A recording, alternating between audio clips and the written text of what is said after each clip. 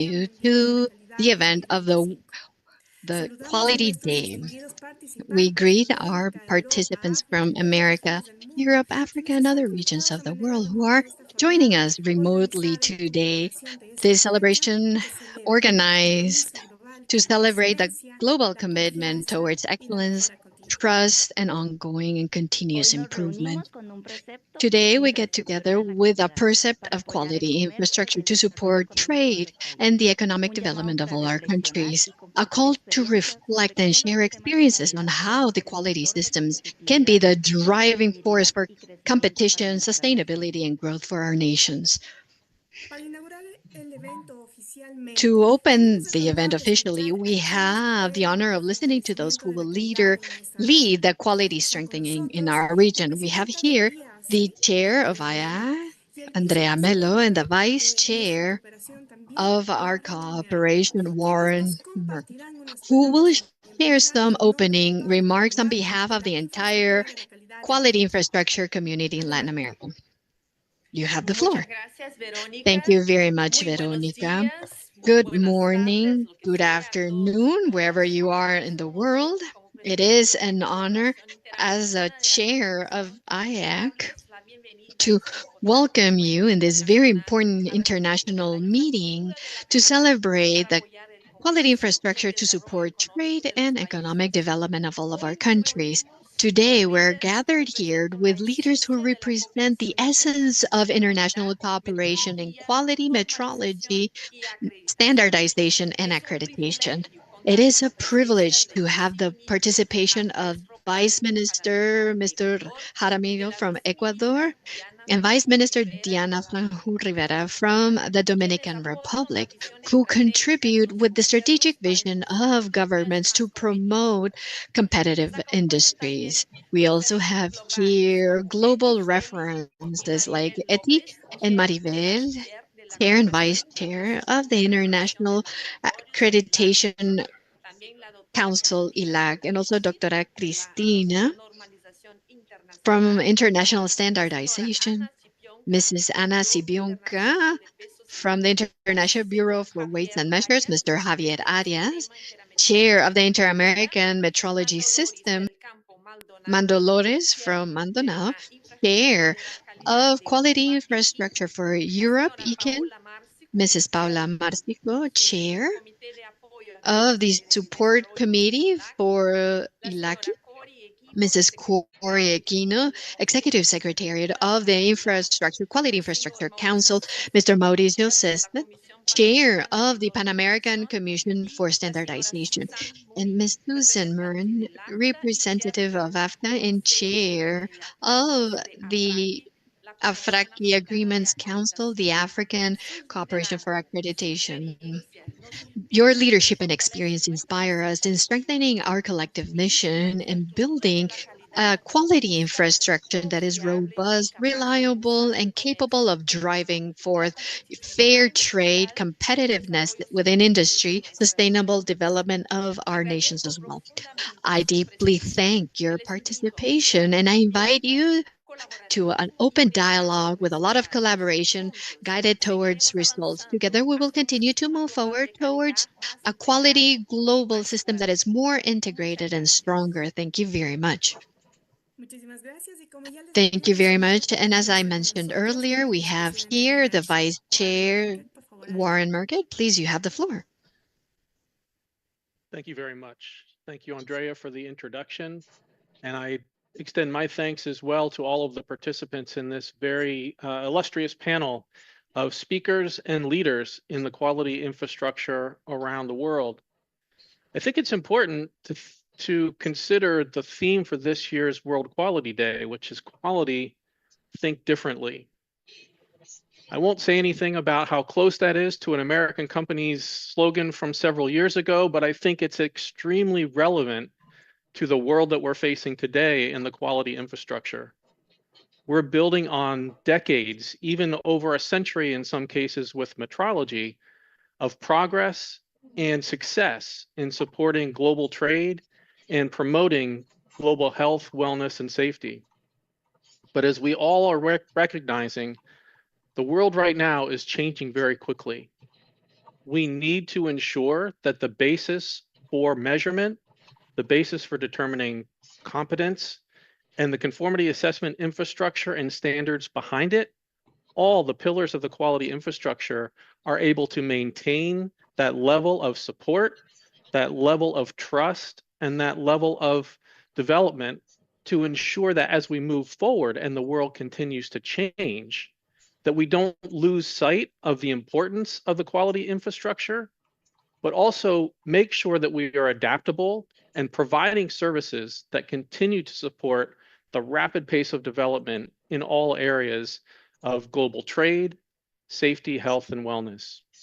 We really have an amazing collection of speakers today. As Andrea said, we're looking forward to a great deal of interaction and discussion. And with that, I look forward to listening to all of the presenters. And again, welcome to wow, we're almost to 400 participants. Amazing how many people are interested in this. It just speaks so well to the fact that it's a critical time for us to be considering how we evolve the quality infrastructure to meet the challenges that we face today. Thank you very much, and I look forward to the webinar.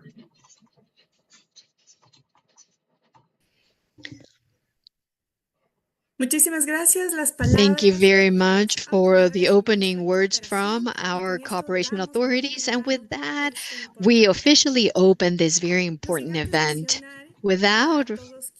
I don't want to forget to mention that I want to thank you to all the participants, but we're also transmitting live through our new website, www.iac.org.tmx, for those who would like to share with the colleagues who are unable to be present. We will be transmitting it through our website, and certainly it will be saved in our YouTube channel. We begin with our very first panel, with a key topic for all the American countries: how the quality infrastructure could become a strategic tool for public policy to drive trade, competitiveness among businesses, and the sustainable economic development. We will hear from high-level experiences that show how national policies are strengthening productivity and trust in markets. The panel is moderated by Andrea Mello, chair of the IAAC. We heard her earlier, and we are grateful to have the participation of all their speakers for that panel. We welcome Diana Fanjul Rivera. She is the Vice Minister of Industrial Development from the Ministry of Industry, Trade, and SMEs of the DR. He is a lawyer and has knowledge in international trade, corporate excellence, and intellectual property, with a broad experience on international negotiations, economic competence, and foreign trade. Also, we welcome Andrés Robalino Jaramillo. He is the Vice Minister of Production and Industries from the Ministry of Production, Foreign Trade, and Investments from Ecuador. He is the professional with a lot of experience in competitivity and industrial development, leader in public policies and international negotiations. He's promoted the first industrial policy for Ecuador. And he has worked with the EU. Welcome. And I give the floor also to Andrea Mello, who will be the moderator for this panel. Thank you very much, Veronica, once again for this introduction. It's with true joy that we are here with our first panel and that we have our very renowned guests who are the true supporters of quality infrastructure.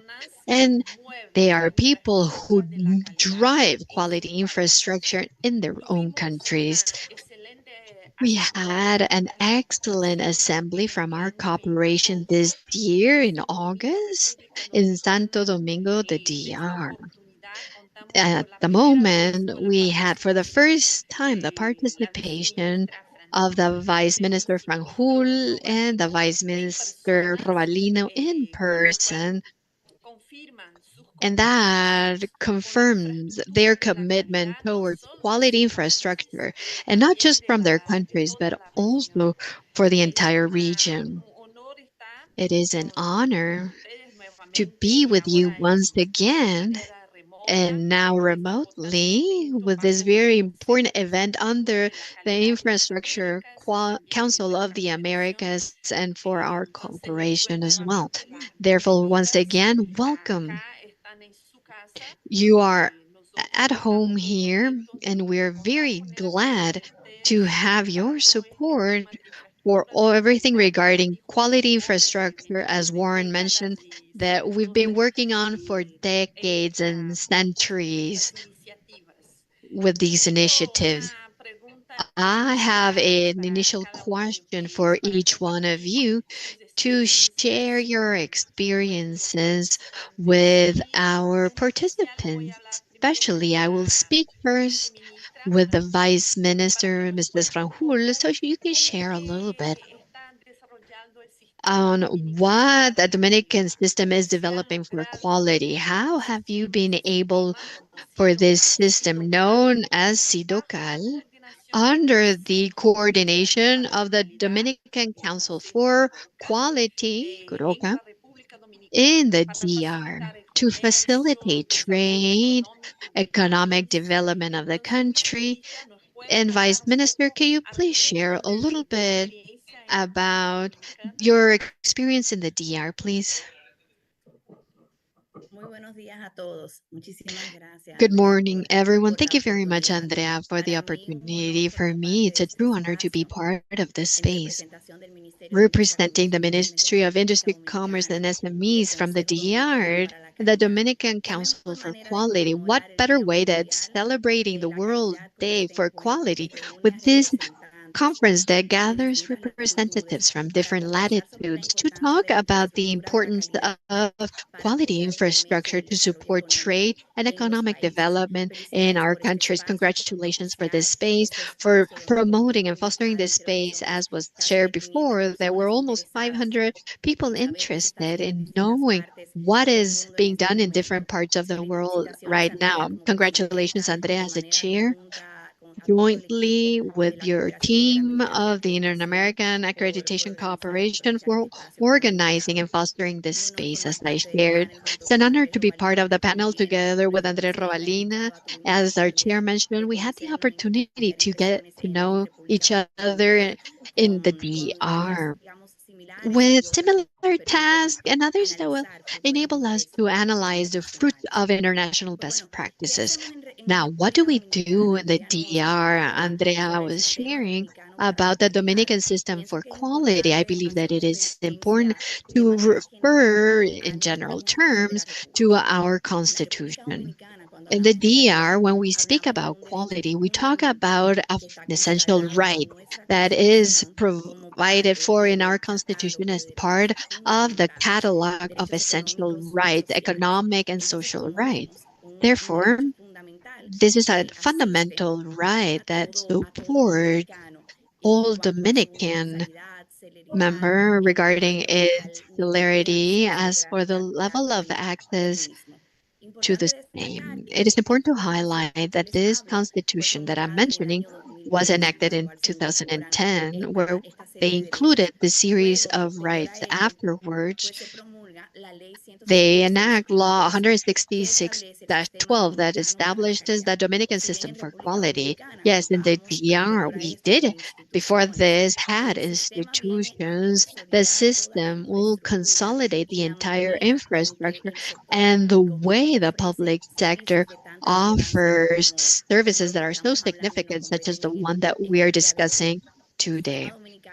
The Dominican System for Quality is this body that is in charge or responsible of national infrastructure, responsible of all the activities related directly with the development and the demonstration of quality. We're talking about standardization, metrology, inspection, essay, certification, and accreditation in our country. So how does this component work? Through the Dominican Council for Quality. The Dominican Council for Quality.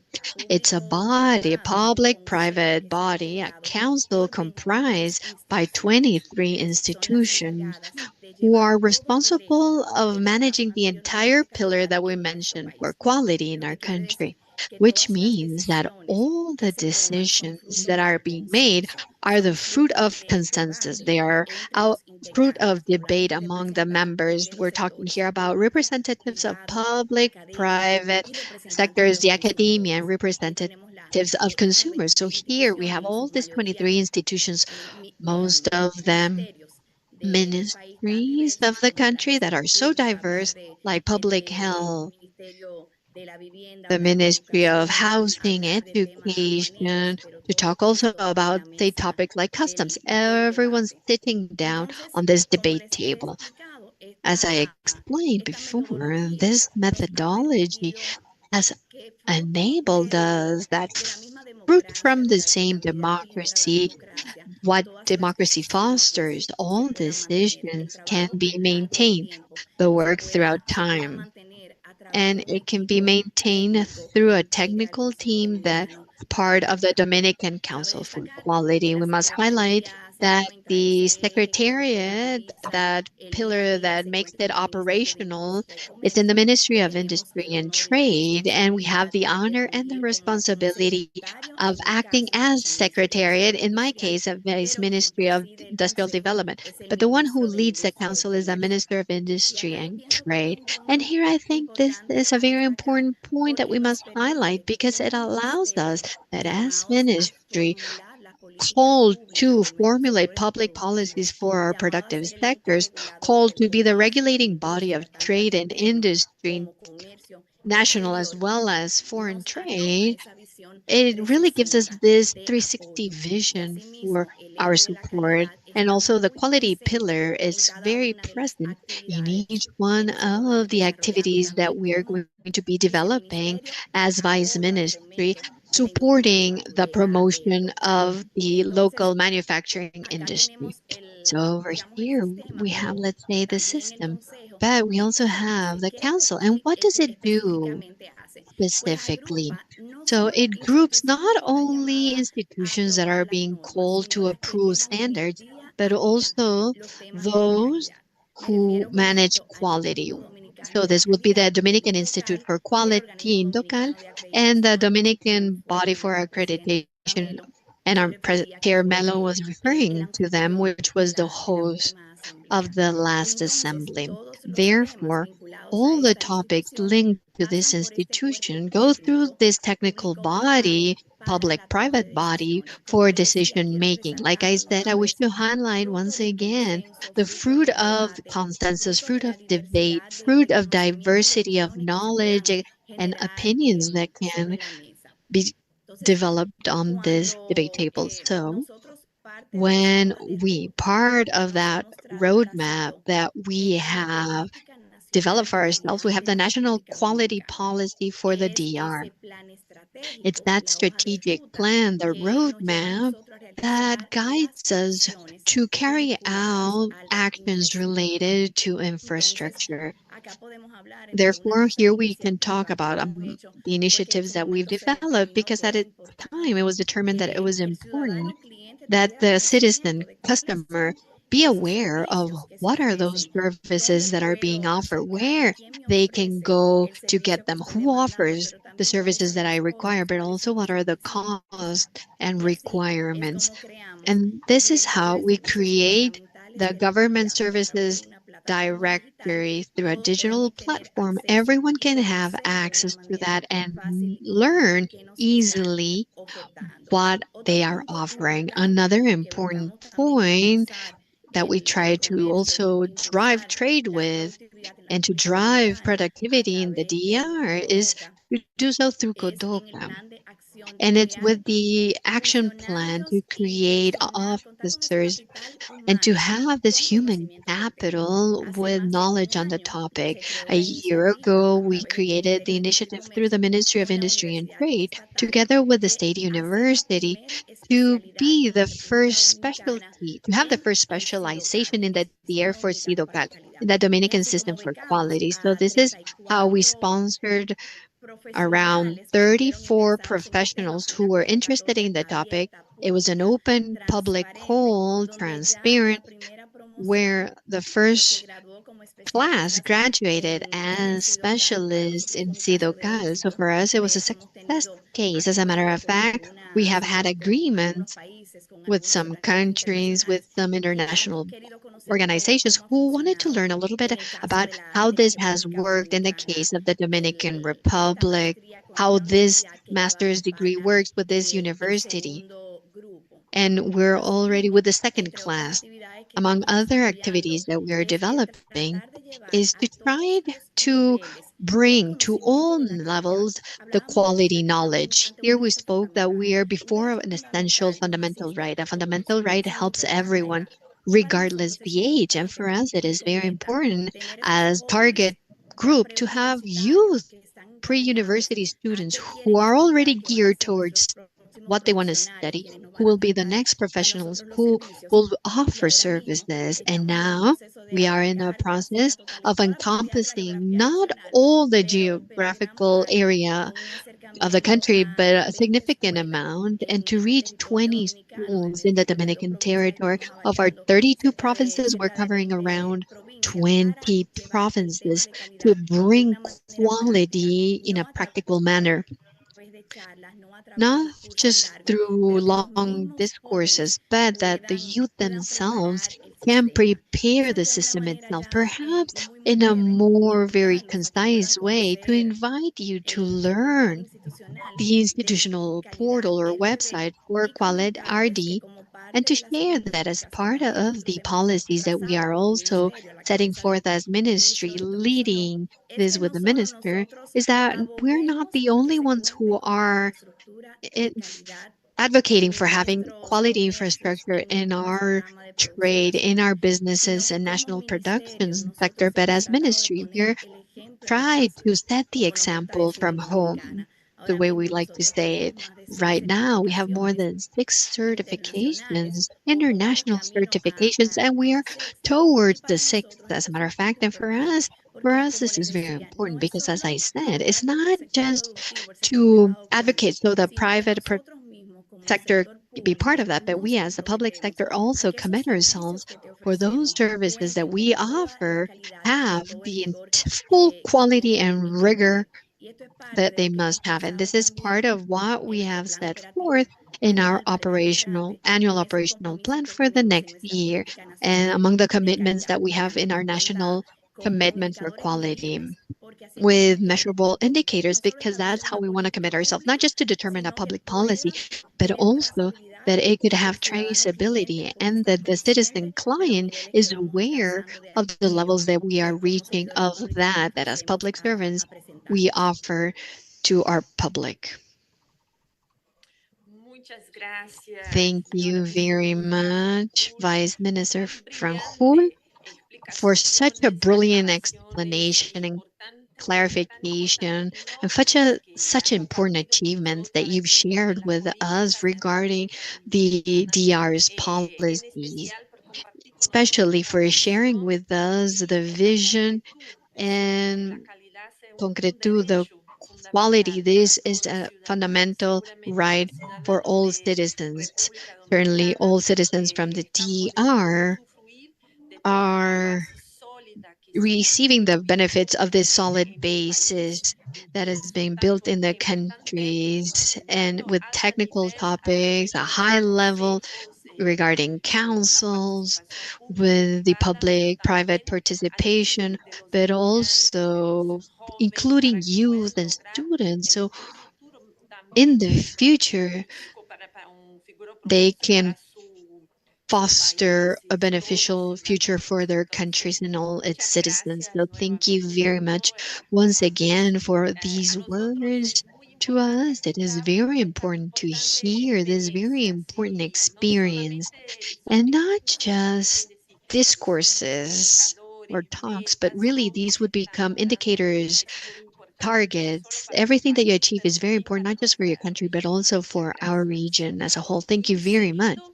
And Next, with our panel, we have the important participation of the Vice Minister, Mr. Rovalino. And we also ask him that we wish to hear about the experience in Ecuador, how from Ecuador you've been able to develop this system, the Ecuadorian system for quality known as SECI, under the direction of the Ministry of Production, Foreign Trade, Investments, and Fisheries to strengthen also trade development, economic development of the country. So I give the floor so you can share with us your experience. Mr. Rovelino, you have the floor. Thank you. Thank you very much, Ms. Chair. And greetings to everyone. Thank you for the invitation. Greetings to the Vice Minister. We had the pleasure of exchanging a lot of experiences in the DR, a beautiful country. I must say, it was the very first time I visited. It's a beautiful country. Now, it is a very long story with ebbs and flows, as we see in all Latin American countries, with problems, with processes, with halts in processes, but we also have a legal basis. We have a Quality Act enacted in 2007 and a regulation for the act published in 2015. You can see that there is a significant regulatory gap tied to the conformity assessment process in Ecuador. That obviously it created problems in the compliance process. But with the regulation to this act, we were able to strengthen the system itself. As Chair Mello mentioned, we managed and led it through the Ministry of Production, Foreign Trade and Investment. And obviously, within the Quality Act, we have a structure, an institutional structure within the law, though they were already existing institutions. They were duly structured and organized within the Act. Under an institutional framework, we have the ministry, which internally and throughout the vice ministry that I lead, we have the Deputy Secretary for Quality, but we also have the National Institute for Standardization and Metrology, SAI, which is the Equatorial Accreditation Service. They used to be called OI, which was a body, but also we have the customs of Ecuador are part of the quality compliance process. Each one of these institutions have different objectives in everything regarding metrology and standardization. That's the body that develops the standards and the technical regulations that are compulsory in the Equatorian Regulation Service that credits labs that finally are the ones that we use to control national and imported product. Customs, which is the body that responsible of managing a BUE, the single exporter's window, and it documents the entire process. The importer and the national producer who wishes to get the INEM stamp to be able to import or export must go through a process that is regulated from this accreditation service goes to INE then for the compliance of technical standards, and then it's uploaded in digital documentation to the customs services of Ecuador, stating that they comply with the last step of the conformity assessment process. And obviously, on top of that, we have the ministry, because the Deputy Secretariat of Quality is the body that regulates quality and publishes and informs multilaterals, be it the Indian community or other trade partners, about the approval of standards and the approval of technical regulations, and that they must comply with the process that you know well, which is the opening of up to the peer recommendations. So this is the structure of the conformity assessment system or the quality system. And it's also based on a national quality plan. Last one was updated in 2023, which is the one that is being enforced at the time. So more or less, this is the legal basis and the structure that the conformity assessment system has, which would meet the objectives. The general objective of the national quality plan is to establish guidelines, proposals, projects, actions to strengthen the system that contribute to promote products and quality service, technical regulations, consumer protection, and everything regarding the objectives of the trade organization, and that's the compliance, compulsory compliance from all the countries members of the OMC. And specific objectives, obviously, is to promote quality, to prepare, review the list of products, generate guidelines and technical regulations, strengthen the quality infrastructure, strengthen the prior control of nationalization and trade, and to strengthen the surveillance and market. This is the structure that has been used in 2007 when the system was implemented. But in these institutions, we also have this connection that the Vice Minister explained, Frangul, that is a connection with the private sector and the academia. Each one of the institutions for quality, I'm referring to SAE, to INE, and to the Subsecretariat for Quality, have consulting committees for quality. What they look for is to sit down with the academia and the private sector and the public sector together. And the difference is that this council is directed by the private sector, so that it's taken to the public sector, which is part of the table, so that the concerns and recommendations and suggestions that are related to the quality law and its regulations and technical regulations. So this is a process in which we have adapted ourselves to the reality of the productive sector and the academia, and and the consumer too.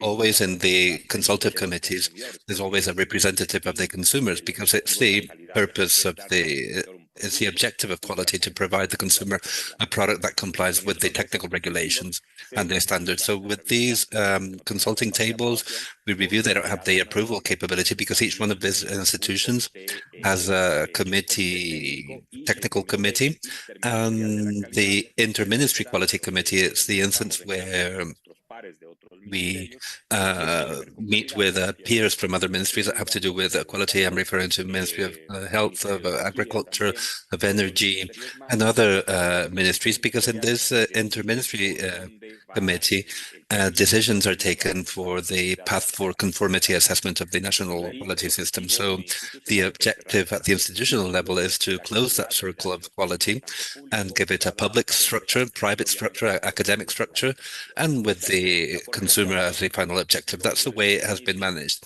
What I said at the beginning, as a good Latin American country, we have had ups and downs, and in many cases, the policy has used the system incorrectly. We had a moment in which the national quality system and the technical regulations were used for hindering trade with the objective of stabilizing the commercial balance. And there was a situation that was generated because of that. And up to now, this situation is generating concern with importers, because in those years when these technical regulations were used for hindering trade, the importers and the free trade were affected, and the possibilities for importing products were affected. So the commercial or trade balance was balanced, but artificially, and they used a technical measure in a political way, and that personally and institutional, from the institutional point of view, this shouldn't happen, because this will generate in the short term for these trade chambers to be against a quality system. So it's difficult to go towards the technical area and begin with a structured work, and that's what we're doing right now. Just to give you an example, the Consulting Committee for Quality hadn't met for 6 years in Ecuador, and we recovered it about 3 months ago with a new chair, which is a representative of the small industrial producers of the country. And that's very important, because one of the objectives that is the most important ones for quality is to provide support, technical support, to the Ecuadorian products so that they can be exported under the standards of the countries that will receive their products. So this support is in compliance to regulations, because almost all technical regulations from Ecuador are based on ISOs, and the ISOs are international regulations, so that helps us comply with international regulations. And we are in that process of approaching the private sector, the academia, activate the quality system, and adapt this to this structure, so that from the trade chambers, especially, but and other chambers, they can understand that the objective is not political. We're not looking to hinder trade. What we're looking for is to provide a product of quality to consumers and not give them something different that as what they are told they are going to receive and to not affect life in general and the environment. So it's 8 objectives. This is a very quick summary. I told you about the historic aspects of the quality process and also what we're doing currently to strengthen the institutional system and give it the support so that from technical vision, the different sectors can be a part of the decision-making processes and so that they can be a part of the change for a country that's looking for quality as an objective for the consumers of the country. Thank you very much, Vice Minister Rubalino, for sharing the experience. It's a quick summary, but a very deep one, and also about the history of what's being developed in Ecuador that already has a mature system of quality infrastructure that was established with the law in 2007. And it has been through processes of improvement and consolidation, and also with the experience, public and private experience was shared with an integrated vision for supporting or for providing to the consumer a healthy product and a product that complies with the technical requirements that it needs to comply with. It was very interesting also this vision of the national plan that has a practical actions and that is politically established and it has reactivated committees, councils, and holding these synergies with the different sectors. So it's very important to show our participants how this is done in practice. This a generic topic, and so such an important topic regarding the pillars of quality infrastructure. And it's and today is the perfect day for celebrating this and remembering and all the achievements that have been done in Ecuador. I have another question regarding the establishing the quality infrastructure. I would like to give the floor to the Vice Minister Franjul so that she can tell us a little bit more about topics that are important for the Dominican Republic. But if you could share a little bit more about other progress that has been made in terms of quality infrastructure in the Dominican Republic.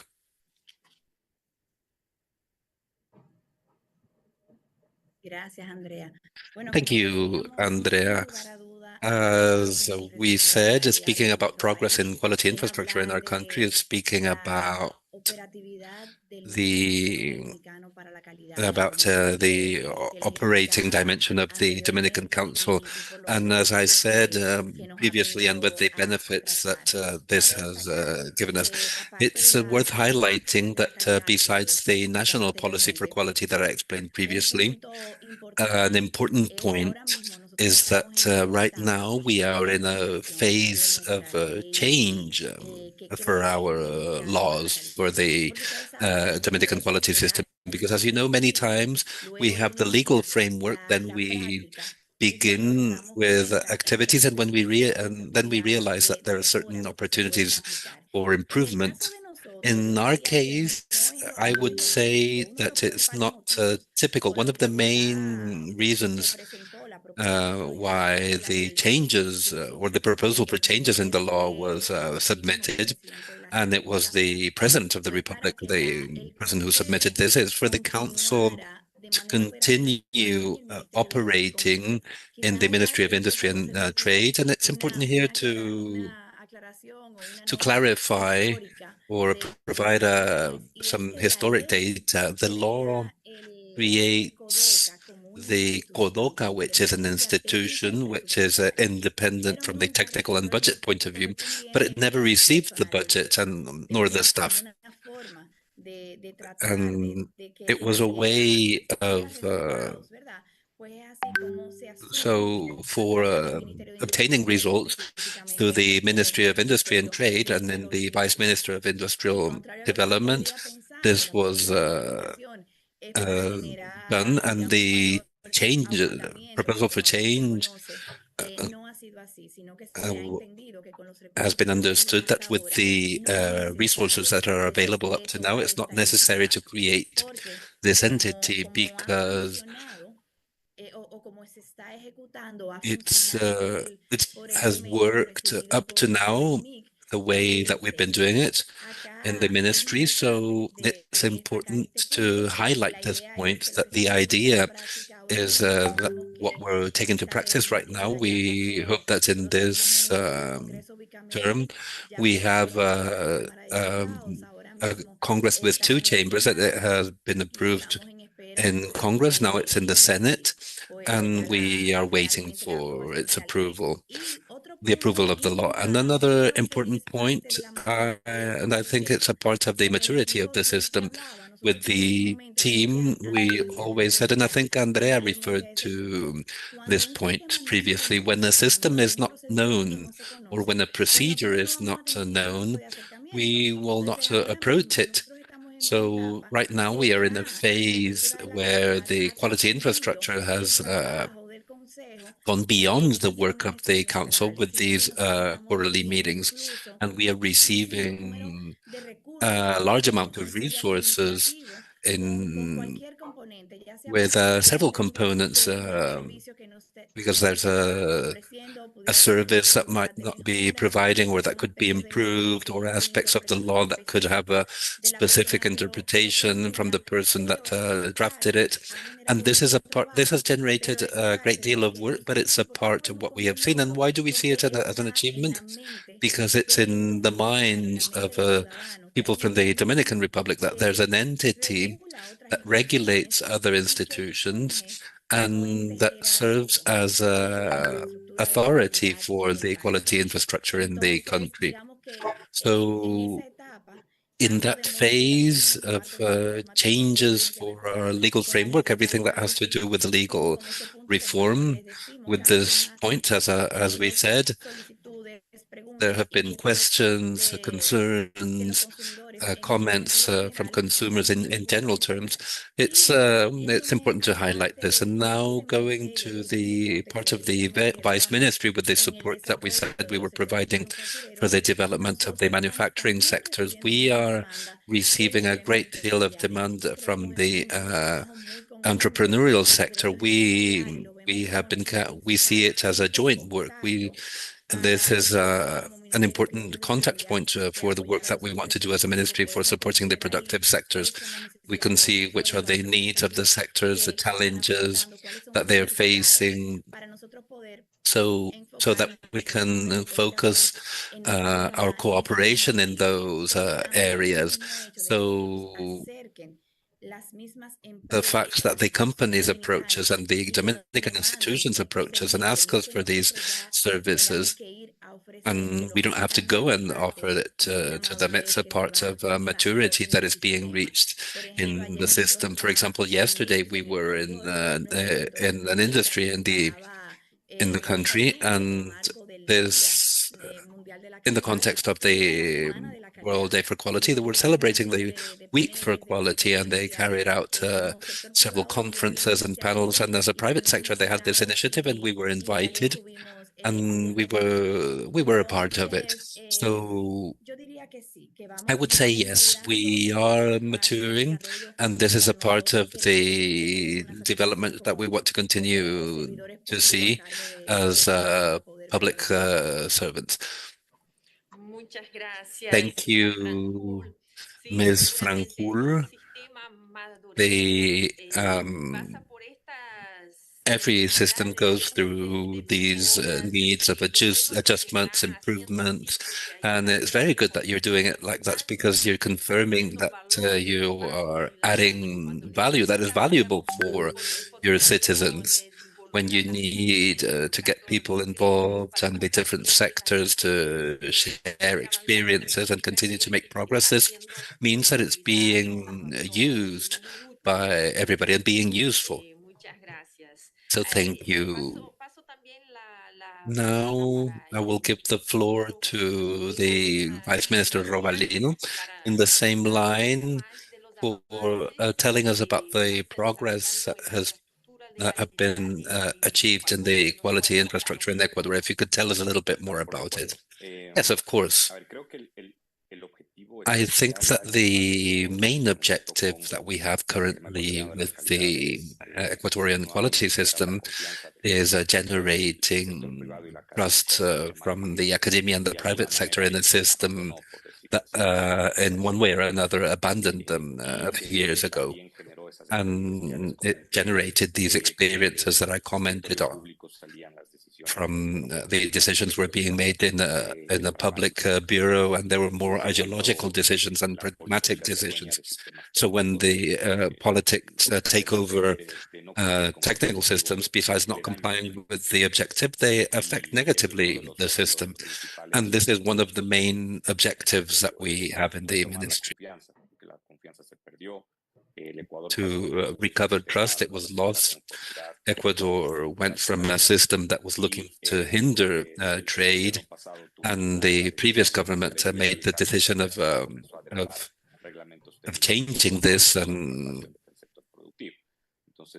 so it doesn't matter if we want to hinder trade or free trade, the productive sector doesn't participate. If the productive sector doesn't participate, trust is going to be affected. And this is one of the main problems and challenges that we have currently, giving the productive sector the importance that it has, because they are the ones that comply with quality, and also consumers, because they are the affected population because of the control or lack of control of quality in the country. And in Ecuador, in the last 6 years, probably because of the lack of quality control, we have a market in which, besides having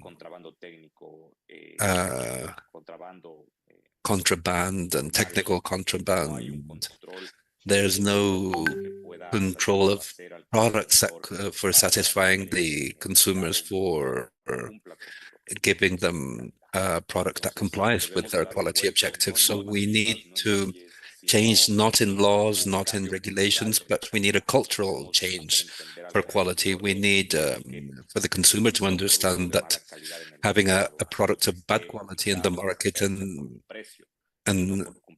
paying a price for it affects directly their consumption capability, because they will have to purchase this product several times or substitute it. Sometimes we say that cheap things end up being more expensive, and obviously this happens with the system for quality when there's no compliance and control.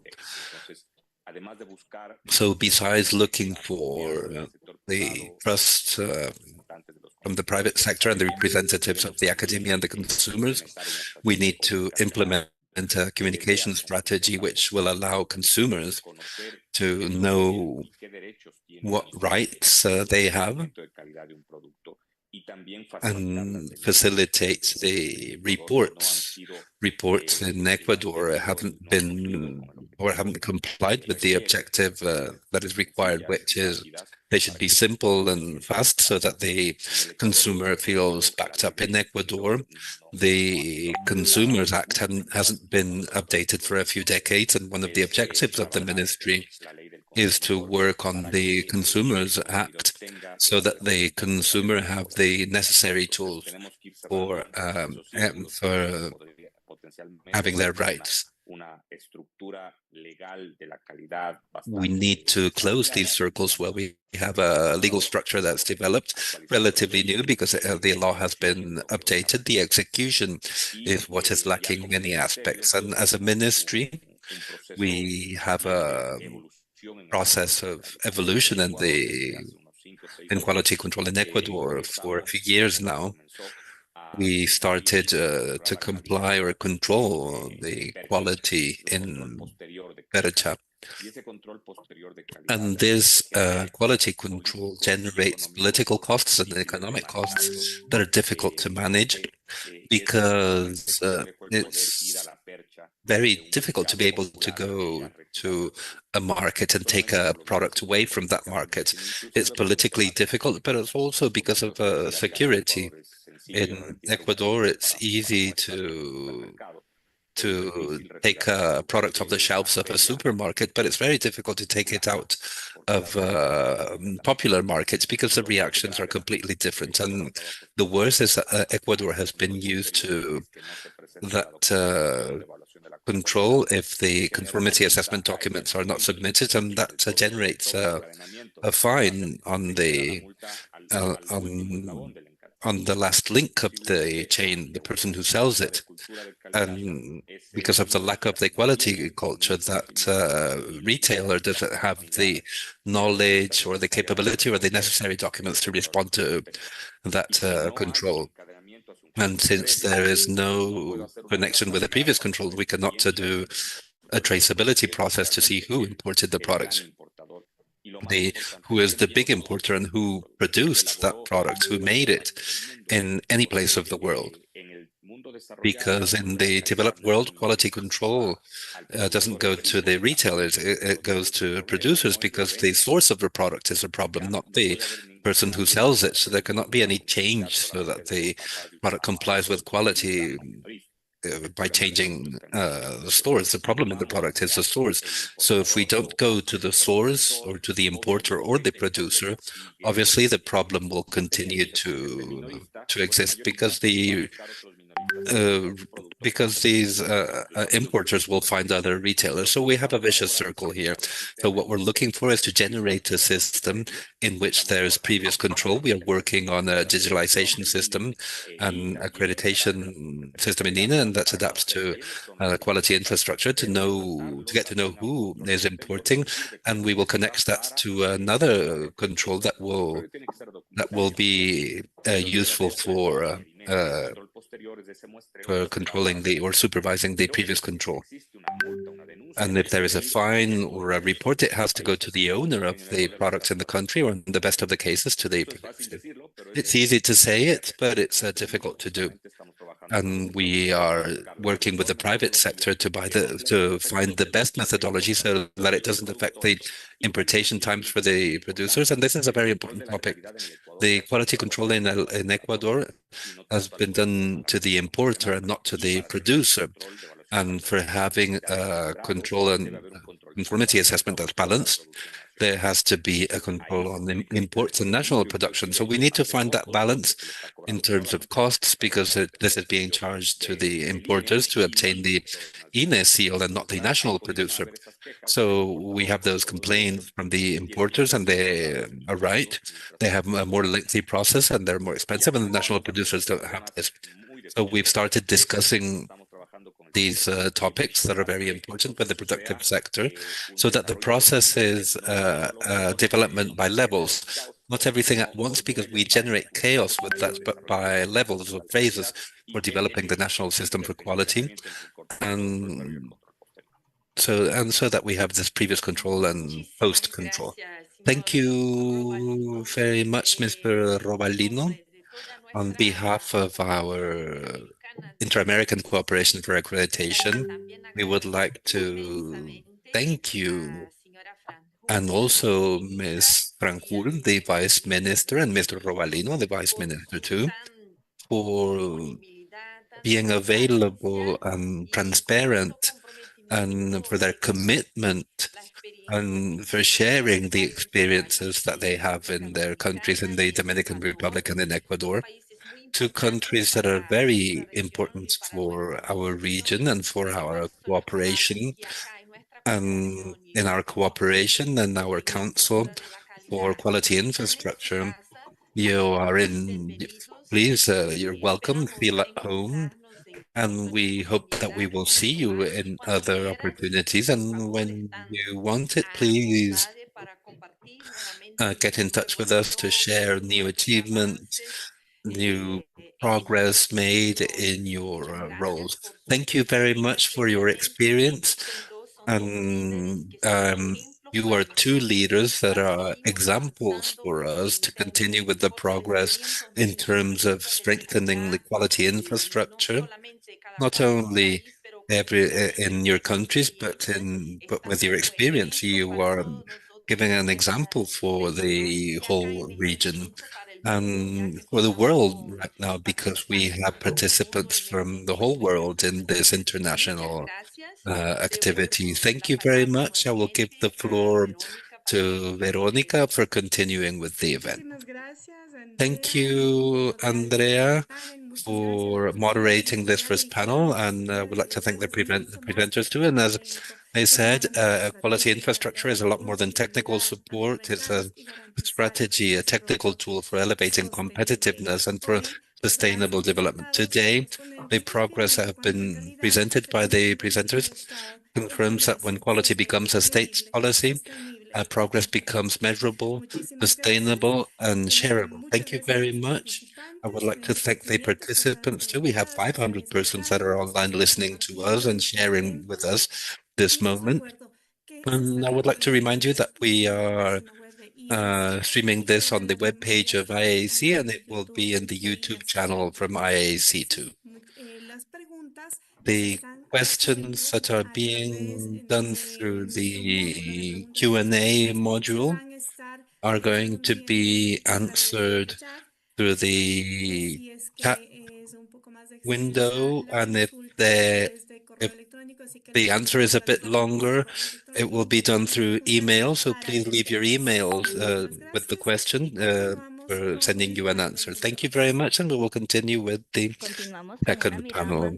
We will continue with a wider vision and a global vision of quality infrastructure. We will explore how standardization, metrology, and accreditation and international trade integrate themselves for generating trust and facilitating exchange and promoting sustainable development in the countries. We will ask Warren Merkel, the Vice Chair of IAAC, to be here with us. He will be the moderator of this panel, and we will have different voices of international organizations. Etty Feller, the Chair of ILAC, Cristina Dragici, Director of Conformity Assessment and Consumer Affairs from Casco Aniso, Ana Cipionca, International Liaison and Communication Department Director. Welcome, and the floor is yours, Warren. Thank you very much, Kristen, and thank you for the previous panel to give us things to think about as we discussed quality infrastructure with three of the pillars represented here today. As I mentioned in the introduction, the theme for today is quality think differently. And for each of these institutions that are represented here, the standards development in conformity assessment, the measurement and metrology from BIPM, and the accreditation infrastructure from ILAC IF and soon the Global Accreditation Cooperation Incorporated. We all, if you listen to the previous speakers, they are primary users of the quality infrastructure, and they need to depend on us. They spoke in respectively about how they're developing the quality infrastructure in their countries. But as we know, we're all interconnected. This is a global system, and there's an inherent trust in what we do in accreditation, in standards development, in conformity assessment, and in metrology. And so that'll set the stage for questions that I have for each of the panelists, and then we'll have an open discussion at the end with questions for all three. So Etty, I'll start with you if that's okay. And certainly if we talk about thinking differently, this is a very critical time in the accreditation world to think differently while also thinking the same and building upon the legacy that we have in the International Laboratory Accreditation Cooperation and the International Accreditation Forum, joining together to form the Global Accreditation Cooperation Incorporated. So in that context, how can that new organization contribute to trade and economic development across countries, particularly at this challenging time where technology and other challenges are facing us at every level of what we do? Thank you very much, Warren. Thank you for the invitation. It's an honor for me to be here. And thank you for the 500 participants. Wish you a good day, whether you had already or you will have your day now. I totally agree with you that we have to rely on the history. And if we will learn from the history, we will understand that our systems, accreditation of labs, inspection body, and the certification system are the stones for all the trade all around the world. And we know that a lot of trade agreement will highlight the need for a credit certificate as part of this trade agreement.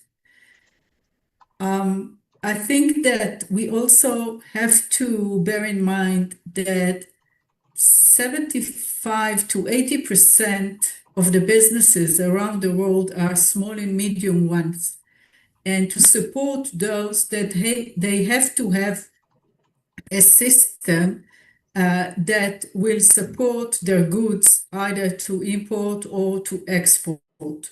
So it's another level, especially at the national level. If earlier I spoke on the regional or international one, now we have to pay attention to the national one.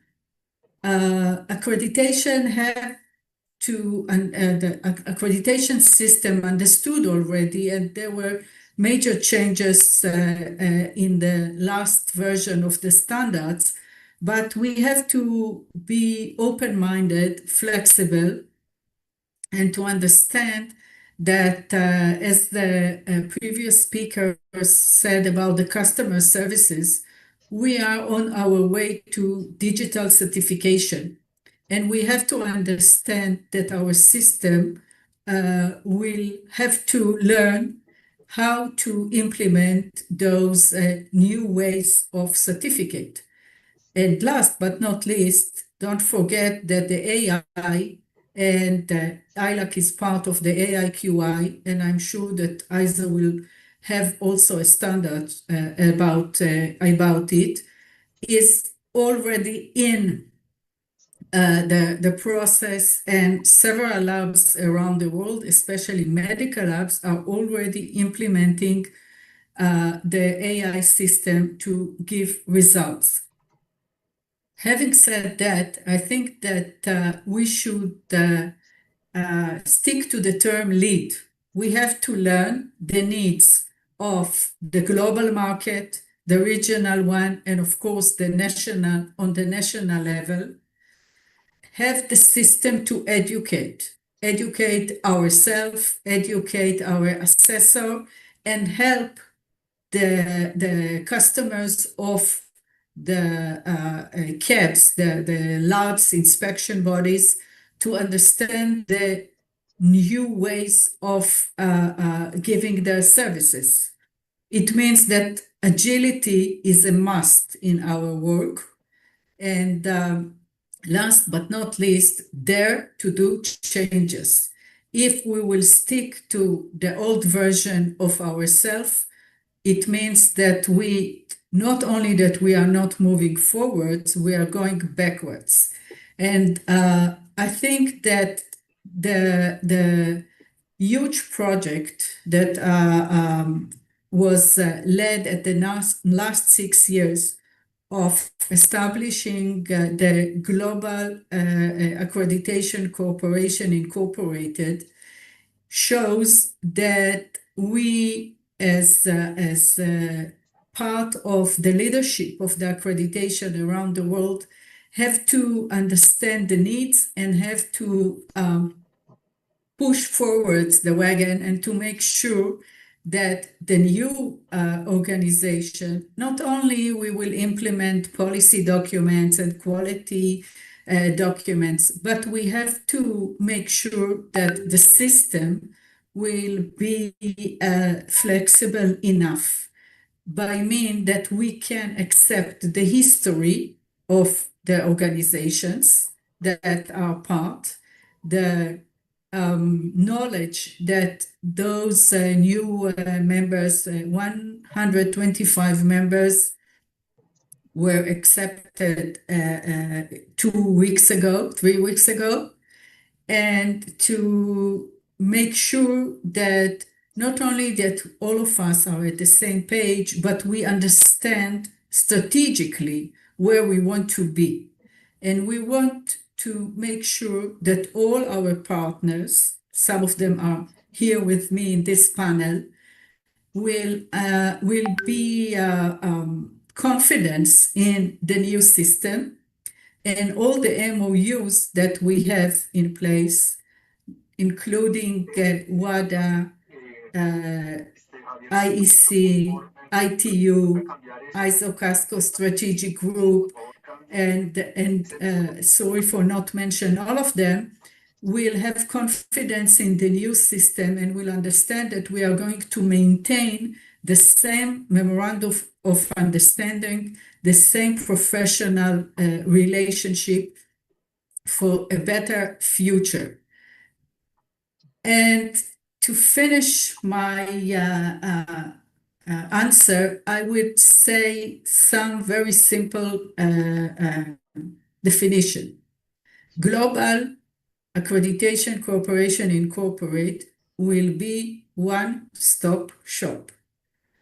Instead of going to ILAC and to discuss with ILAC and to go to IAF and to discuss with IAF, instead of having two executives, two boards, two quality systems, we will have one.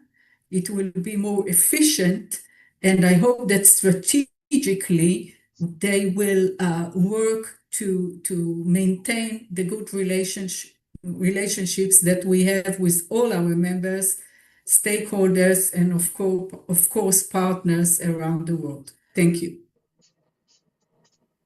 Thank you very much, Eti, for that response. And I think, given that we have the opportunity to speak to nearly 500 people, I think it's relevant for us just to recognize, as you said, these developments, some major milestones just occurred last month. And so if you want to share maybe some of the next steps and the important dates so that all of those that are participating here today recognize that some important changes are coming, but also maintaining the confidence in the accreditation infrastructure. Okay, so the new organization, the Global Accreditation Corporation Incorporate, was registered. The whole story began in December 2019, when each General Assembly, by ILAC and the IAF General Assembly, vote in favor to establish a unified one organization. I want to emphasize that it's a new organization and it's not merged. It's not the new ILAC or the new IAF, it's a new organization. After benchmarking regarding the place, the organization was registered in New Zealand in December 2024, and it will become in operation in January 2026. 4 organizations established the Global Accreditation Corporation Incorporate, US, ANAP from US, Accredia from Italy, EMA from Mexico, and ISRAC from Israel.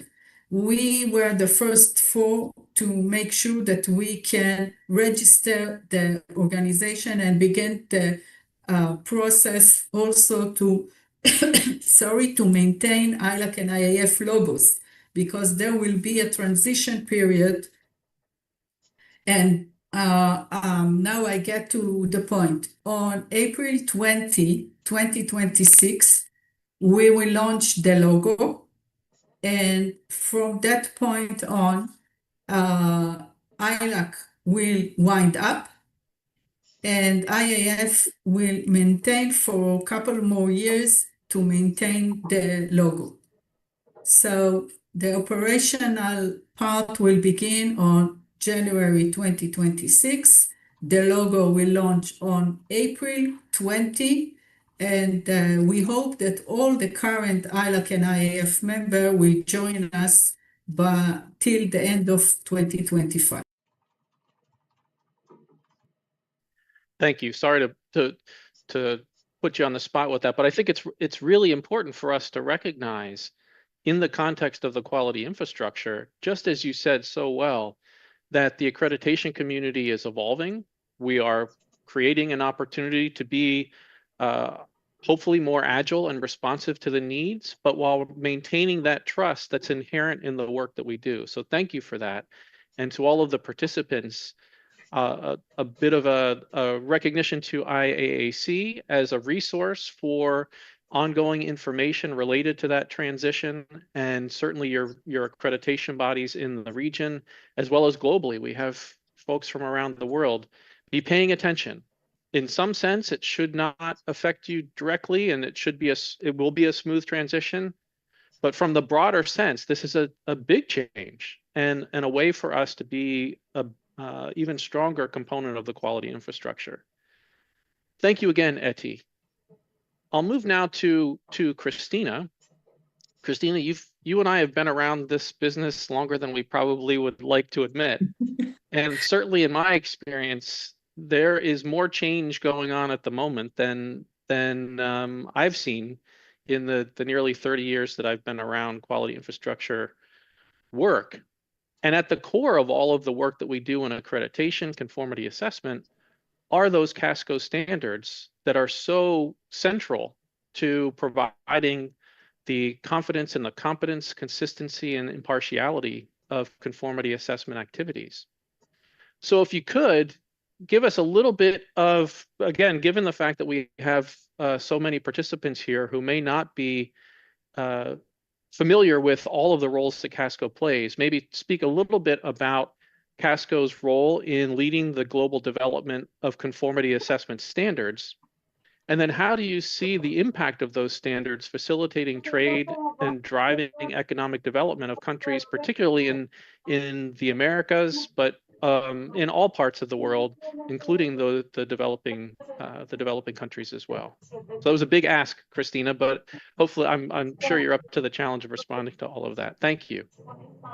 Thank you very much, Warren, and hello to everyone wherever you are in the world. It's a pleasure to see so many people interested in a subject that many people may consider very arid and very technical and very far from the life of every one of you. Thank you for inviting me. So talking about Casco, I will start a little bit with explaining very, very briefly what Casco is for those that may not have yet had the opportunity to work directly with Casco or to work with the national standards body in the countries in Americas, for example. So Casco is one of the committees in ISO, and it dedicates its work to elaborating standards for conformity assessment, those standards that are used by the accreditation body and by the conformity assessment bodies to conduct their activities. But also at Casco, we develop standards related broader to conformity assessment activities. For instance, we do have in our toolbox standards for peer evaluation, and this is again used by the IAF, ILAC, and it will be used by the new organization to continue to conduct peer evaluations. So in addition to developing standards, we do have have a pivotal role in ensuring that the ISO or the ISO IEC standards are developed in such a way that they maintain the coherence of the conformity assessment system. What I mean by that is that standards are not used in isolation. So there are standards for conformity assessment body, standards for accreditation body, but also technical standards and standards used in various activities in companies, in manufacturing, in laboratories, and they all need to be structured in such a way that conformity assessment can be performed in a coherent manner.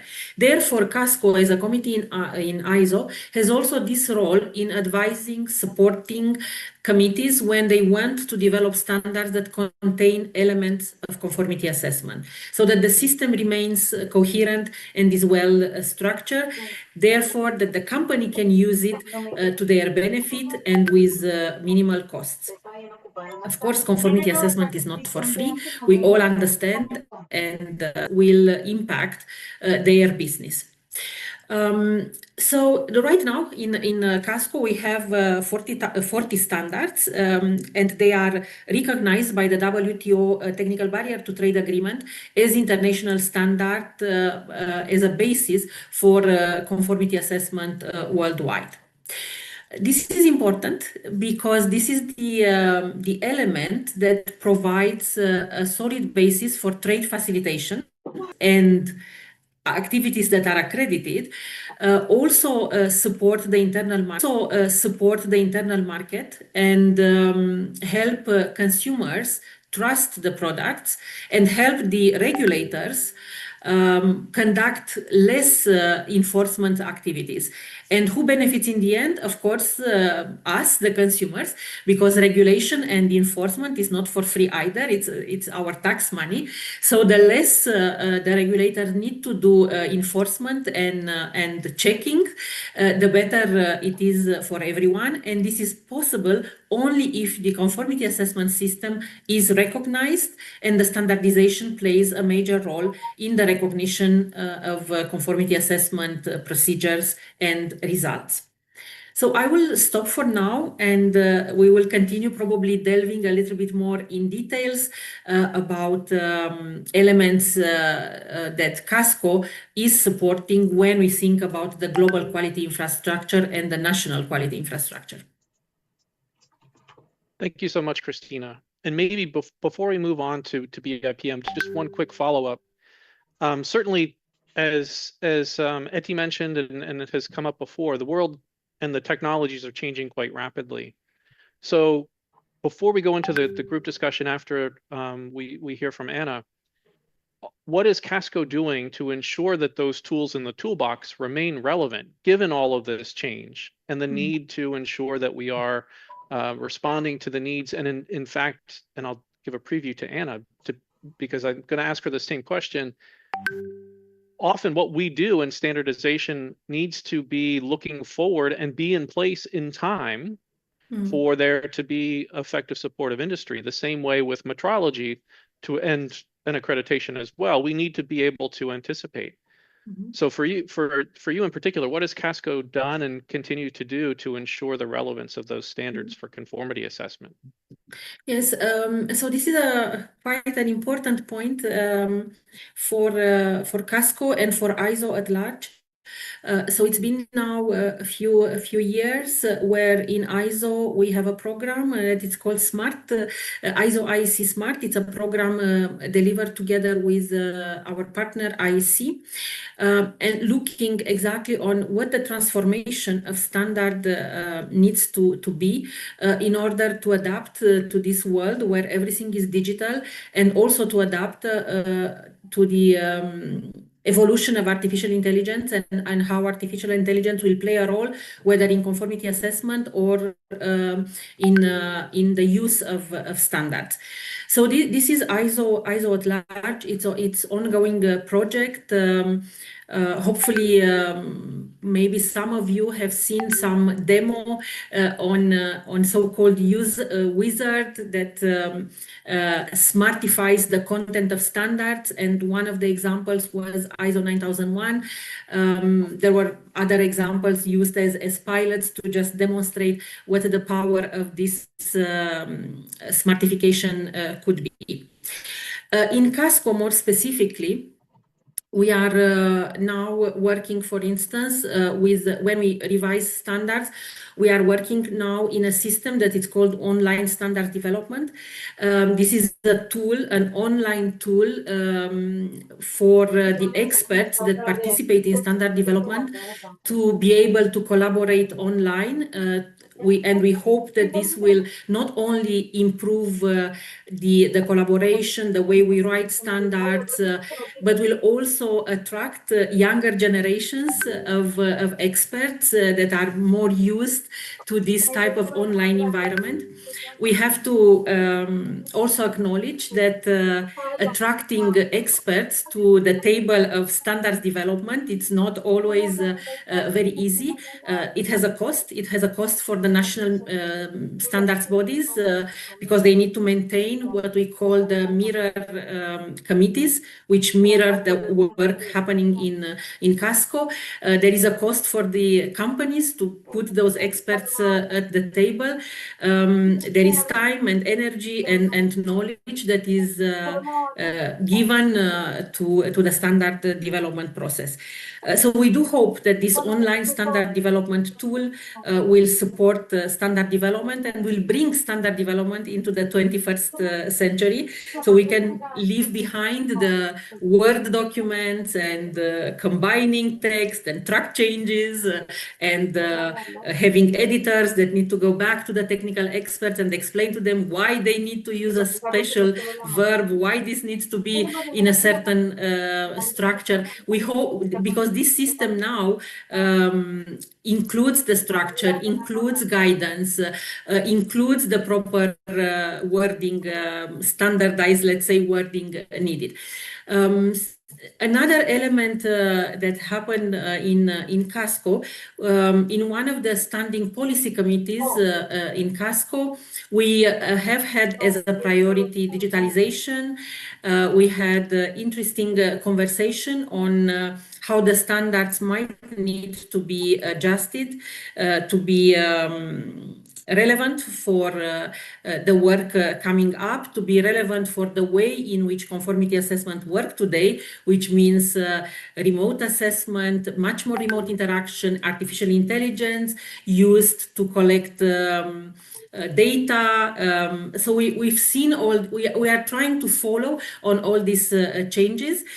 For now, I can give one example of one standard that has been revised that includes these elements. It's the ISO IEC 17024, which will be soon published, where artificial intelligence has been considered, and now there is a clause that provides requirements and guidance on how this is to be used and how this is to be assessed when used in various certification programs, certification for personnel.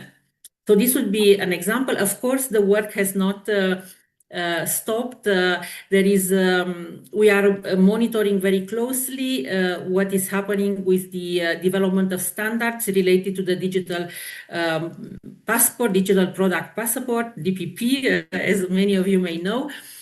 So these are things ongoing that require a lot of expertise, a lot of open-mindedness, as Eti was saying earlier, the willingness to adapt and the willingness to move faster to meet the needs.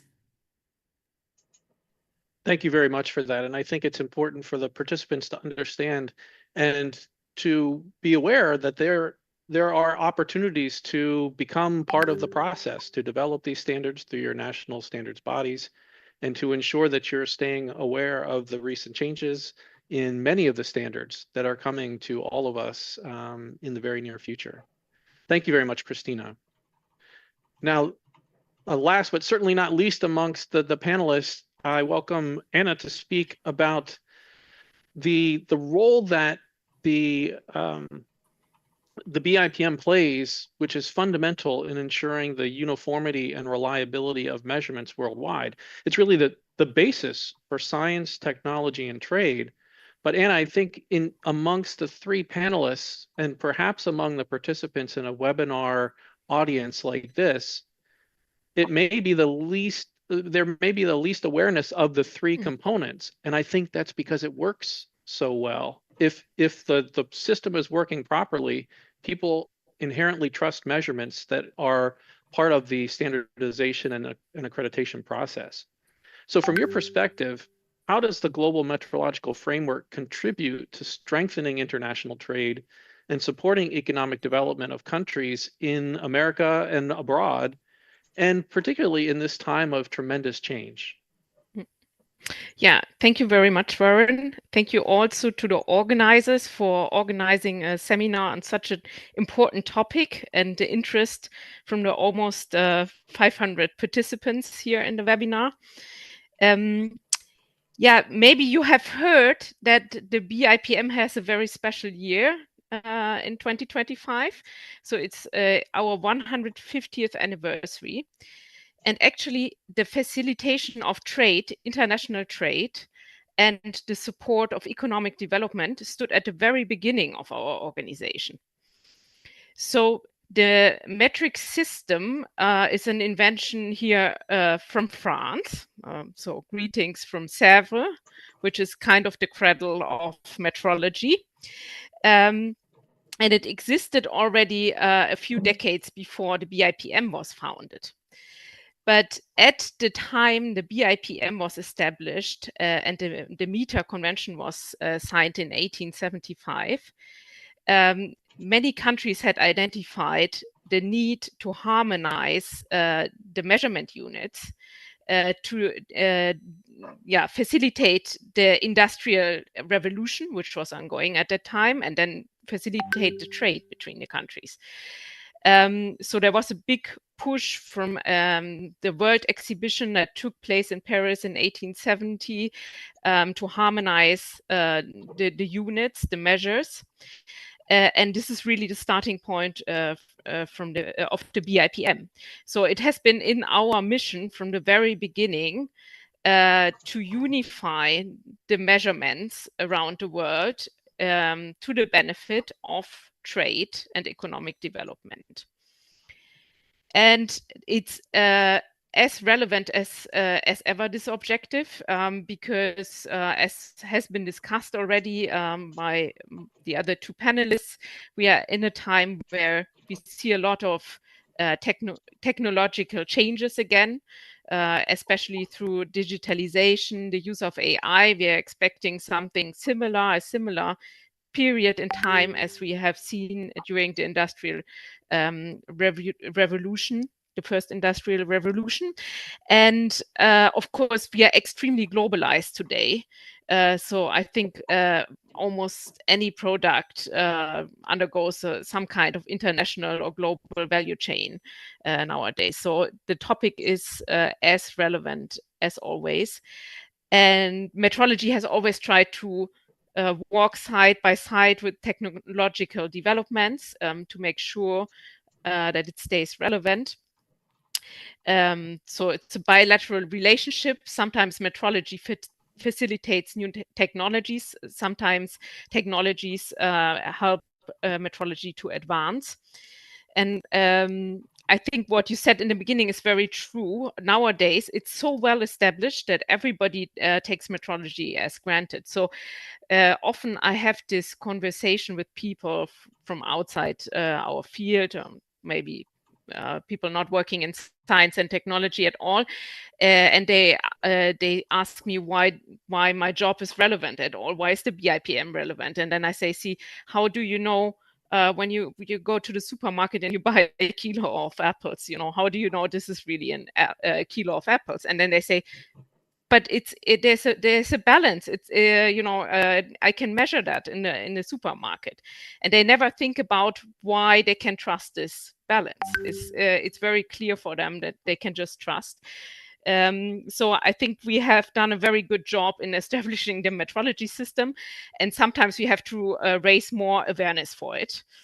because due to the fact it's working so well, it stays a little bit invisible sometimes.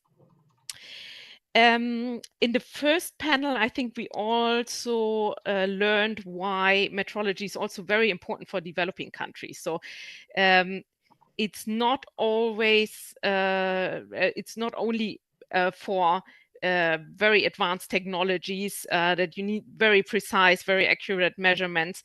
It's also really a basis for developing economies to advance in their economic development.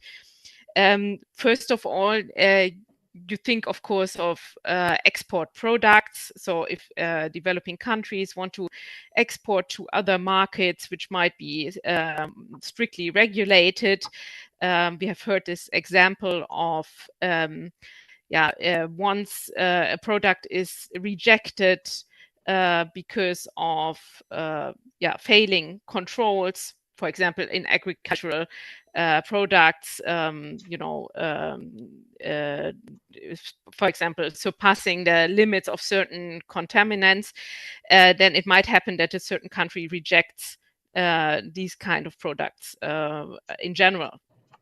So that is, of course, a regulatory issue, but I would also like to highlight that there is a benefit for developing countries in understanding metrology, measurement, quality infrastructure in general as a tool to become more competitive.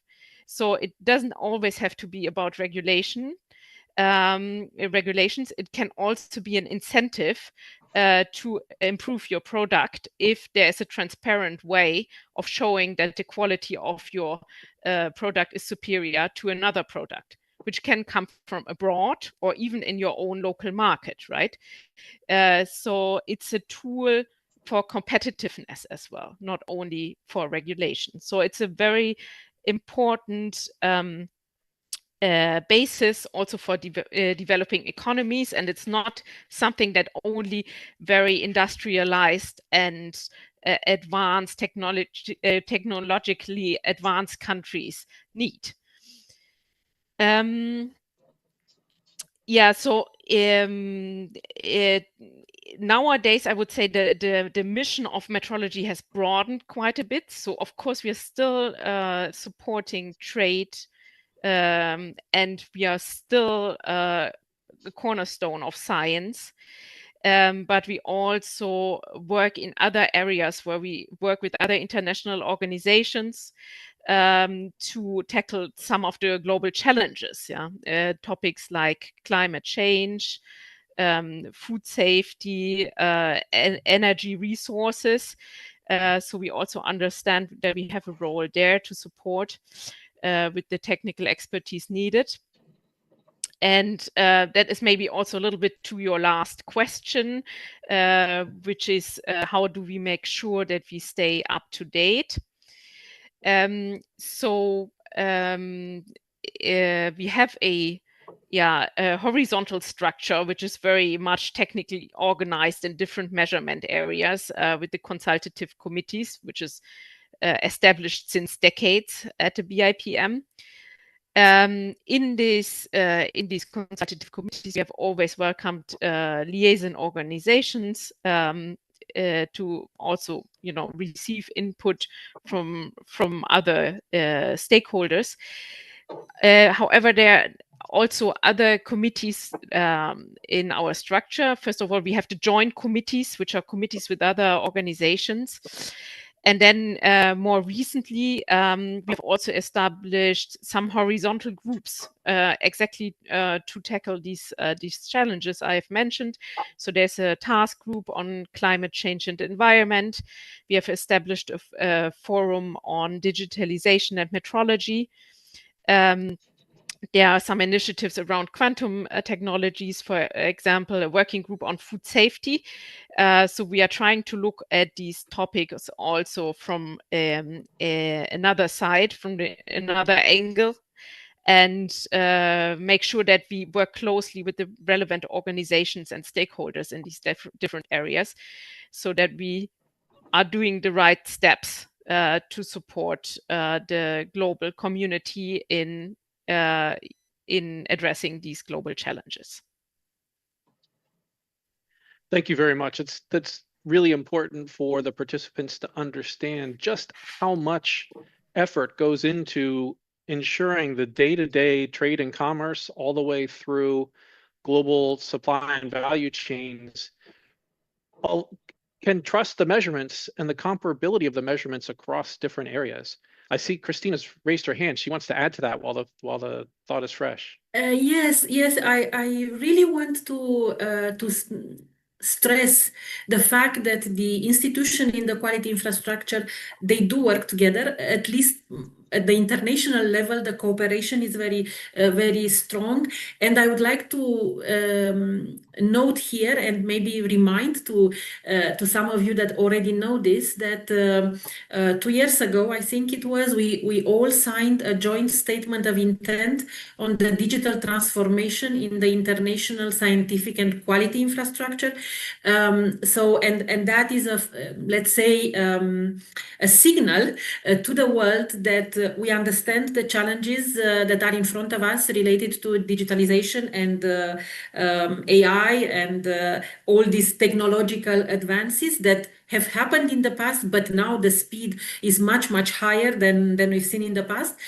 And while we understand this, we also are clear about the fact that only working together we can advance in such a way that everything remains interoperational, that everyone talks to, every system talks to another system, that we use the metrology as the basis, that metrology succeeds in providing this digital SI system on which everything else is built, including standards necessary, and then conformity assessment activities and accreditation that follow based on these standards. So I just wanted to reassure the audience that at the international level, we do work hand in hand, and I am hoping that this good collaboration at international level is mirrored at the national level between the pillars of the national quality infrastructure. Thank you, Warren. No, thank you, because that's a great lead into what my next question was going to be for all three of you. So that really frames it quite well. I hope that the participants recognize, whether they're directly involved in one of these pillars or in work in industry or government, that behind the scenes, standardization, metrology, conformity assessment, and accreditation form the foundation of the trust that we have in markets, in sustainable development, and being able to provide information to decision makers in the public or private sector to ensure that objectives are being met. And at the core of that lie these three organizations that are represented here today. And I think what's really a challenge that I see as being a participant in the regional accreditation cooperation here is that all of our mechanisms for exchange of information, those commitments we've made to each other, Christina, as you so well described, also continue to be agile and responsive to the needs in our various countries, regions, and globally. And so in this context, and considering how the joint work is carried out by the three global organizations here, but then the complication of the regional efforts that support all of this, the national considerations, how can we work together to continue to facilitate international trade and promote balanced economic development among countries and still remain relevant and not have evolution in technologies leave us behind in conformity assessment, in standards development, and ultimately things need to be measured. So metrology should always be there, but how do we ensure that it's responsive? So with that, Christina, I think you just kind of teed that up. Maybe Eti, I'll go to you. In your remarks earlier, you had mentioned that part of the benefit of creating a single global organization will be one voice, one stop shop for all areas of accreditation. What kinds of considerations should we have in the accreditation community to ensure that we are supporting the efforts of that group to maintain these connections and continue to support this interconnected network of quality infrastructure? Thank you. Following the presentations, I think that it's clear that cooperation between organization, transparency, and of course, each and every one of us has to be involved in the work. The infrastructure of the Global Accreditation Corporation Incorporated has the committee's work, the technical one, testing, inspection, certification, but also the developing countries. And it means that we have the infrastructure to share knowledge, to share experience, and to make sure, and it relates to one of the questions that I saw in the chat, to make sure that we don't write or make decisions that overrule national regulation or regional regulation. And it's written very clear in the standards. I think it's a part of the introduction, and Christina, correct me if I'm wrong, that when there are national and regional regulation, we have first of all to follow them and then the international standards. So the new organization gives the infrastructure to be involved, and just some administrative. Next year, there will be 2 meetings face-to-face because we launched the logo. But there is a decision that was taken 2 years ago that midterm meeting will be remote, and only once a year we will meet face-to-face. It reflects the need of all our members to make sure that more people can contribute, more people can participate, and also take into consideration the environment that we all talk about, but we have to do something, not only to talk and to have nice declarations.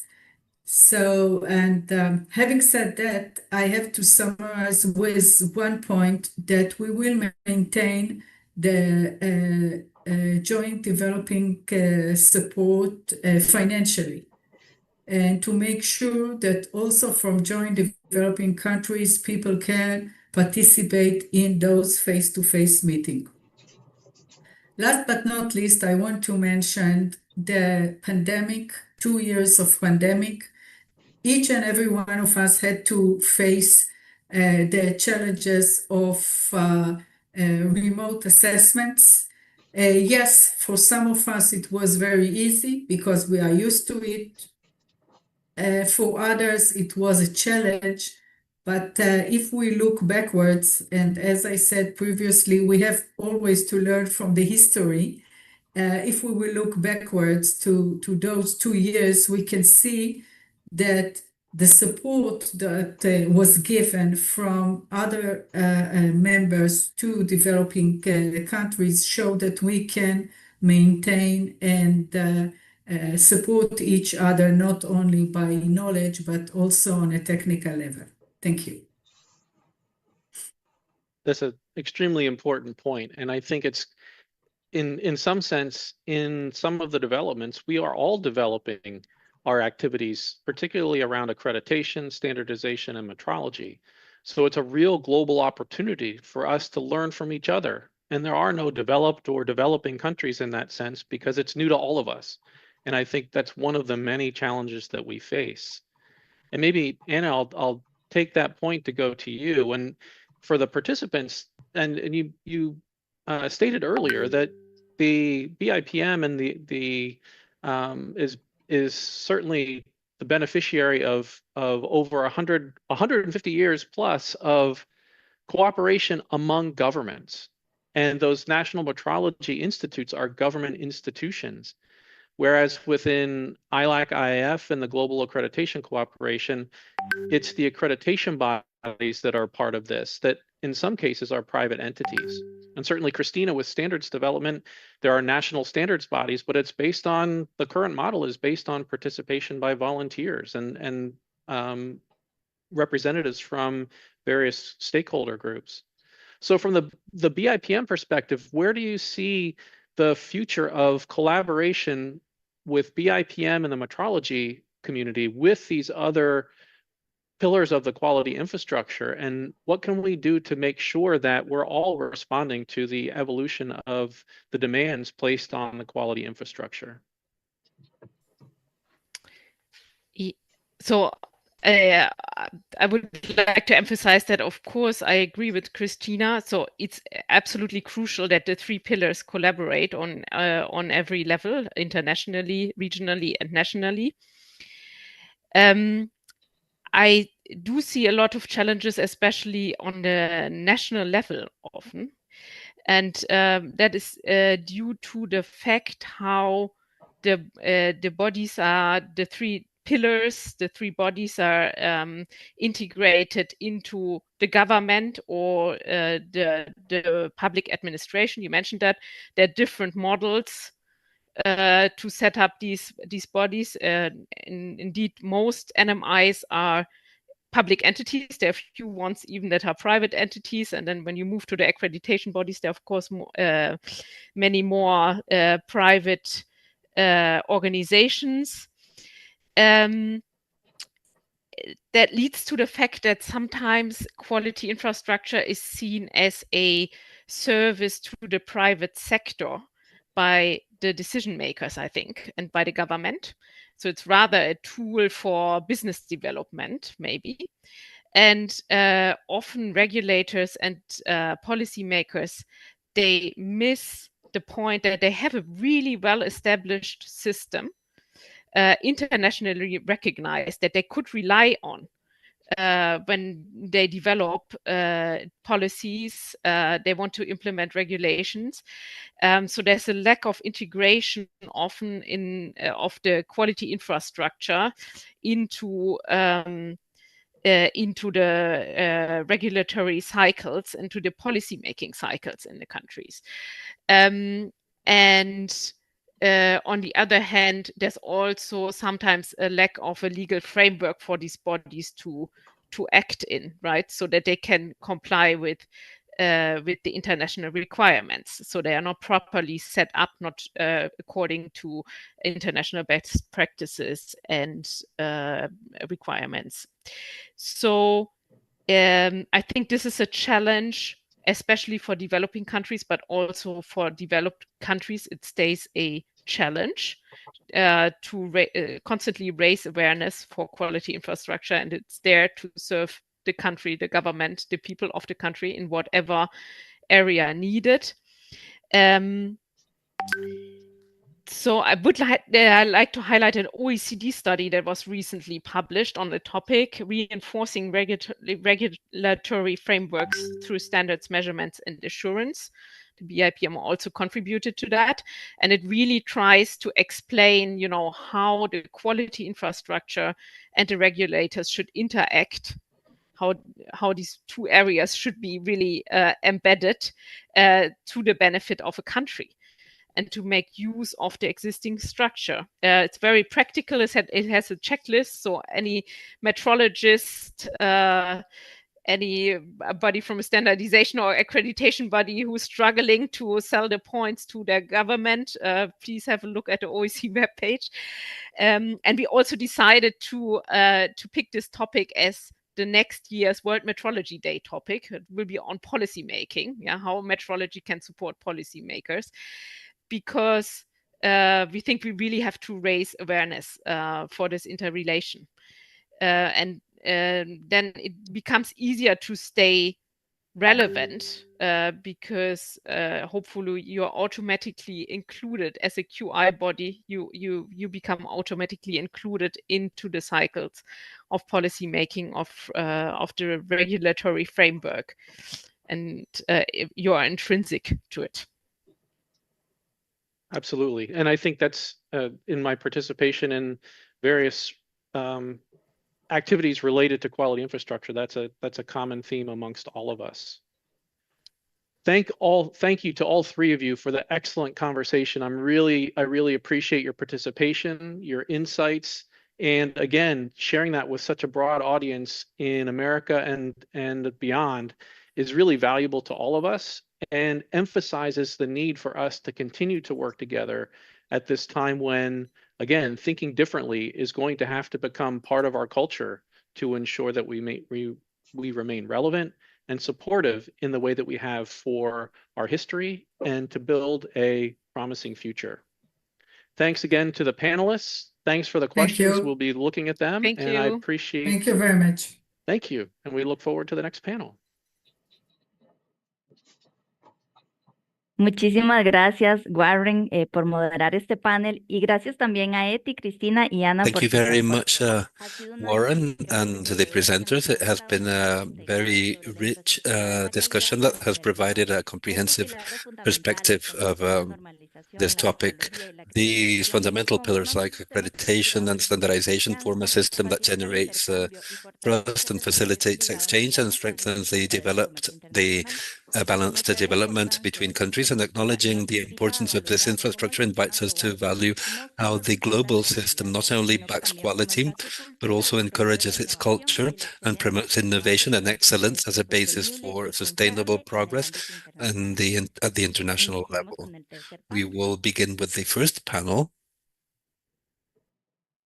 Muy bien. En América, la cooperación a nivel de la región ha sido clave para In America, the cooperation has been key for establishing the quality infrastructure, and this panel will have leaders from IAAC, COPANT, and SIM, three pillars that work together for potentiating the technical capabilities, the regional integration and sustainable development. We would like to welcome Maria Isabel Lopez, Vice Chair of IAAC, who will be the moderator of this panel. And we would like to invite Javier Arias. He is the SIM chair that has trajectory in promoting metrology as an access for competitiveness, innovation, and sustainable development in the Americas. He is a regional leader that's committed with strengthening the quality infrastructure and the technical cooperation. We also have Mauricio Céspedes. He is the COPANT chair and he is the executive director of INTECO. He has more than 25 years of experience in governance and institutional strengthening. He's an expert in strategic direction for bodies, and he supports sustainable development in the region. And we also have the presence of Andrea Melo. He is the IAAC chair and the general coordinator for accreditation of SEGECRE in Brazil. She's a well-known expert in the world of accreditation that is committed with strengthening quality infrastructure and promoting trust in the markets of the region. I will give the floor to Maria Isabel Lopez so that she can moderate the panel. Thank you very much, Veronica. I would like to thank and congratulate Andrea Melo and the American Cooperation for Accreditation for organizing this activity, reminding us the importance of quality. Thank you, Andrea. Thank you, IAAC, for keeping us updated and relevant and connected in the topics that matter to all the members of this community in the Americas. We just heard from the three international bodies of metrology, standardization, and accreditation speak about a vision that determines the direction of the quality infrastructure in the world. Now, we will continue to listen to the cooperations from our region. For me, it's an honor to moderate this panel because today we have representatives of the three pillars, as Veronica said, that are fundamental for the quality infrastructure in our region. Their presence is a privilege. Metrology, as we all know, provides us the scientific certainty that is behind each measurement. And with that, trade, innovation, and security, standardization, as we've said, offers us a common language that allows industries and countries and technologies to understand each other and communicate. And accreditation guarantees trust and credibility And as our chair, ILAC chair said, it favors the acknowledgement at the international level that makes this system possible. So having leaders from the Inter-American System for Metrology, from the Inter-American Technical Standard Cooperation, and from IAAC is a proof of the commitments that our region has with a joint vision of development. I am proud of moderating this panel. We will begin with you, Mauricio Céspedes, chair of the Standardization Cooperation. So COPANT is the regional standardization body that brings together the standardization bodies of Latin America and the Caribbean, or the Americas and the Caribbean. And its work is key for promoting standards and competitiveness and strengthening regional integration. Mauricio, from the COPAN's perspective, how does standardization contribute to facilitating international trade and promoting economic development of the countries of America, the Americas and the Caribbean? Could you share your vision with us? Yes. I would like to. Good morning, everybody from Costa Rica, and thank you for inviting me. Definitely, and in general, the technical standards facilitate international trade, eliminating technical barriers, improving interoperability, reducing costs. And also, they also promote the economic development, as we have heard, promoting competitiveness, supporting public policies in the different countries, which is fundamental, and strengthening the quality infrastructure. It is important in this space to highlight and remember that from COPANT, we don't develop technical standards because we don't have a market, a common market, and we don't have, for example, free trade agreements for the region. So COPANT has become a space, forum, or maybe even a tool that countries have, and COPANT will help these bodies to strengthen themselves at the national level in topics such as sponsors, projects, support, good practice exchange, training, and helping strengthening its members. COPANT, what they support is for these to have more visibility, more participation, a better position in the international standardization, for being active actors that make proposals and that comply with contributing with standardization for international trade and promoting economic development. Thank you, Mauricio. This is very important. Would you share with us how COPAN's participation is in the international bodies for standardization? Because you said you spoke about visibility, about giving them more visibility to the bodies that are in this cooperation for their participation in international standardization. Yes, of course. The participation of COPANT is a participation that's very active. Not only the member bodies that go to the different meetings, international meetings, we take that COPANT flag, but also the COPANT Secretariat, represented by Cory Eguino, has a very active participation in these meetings.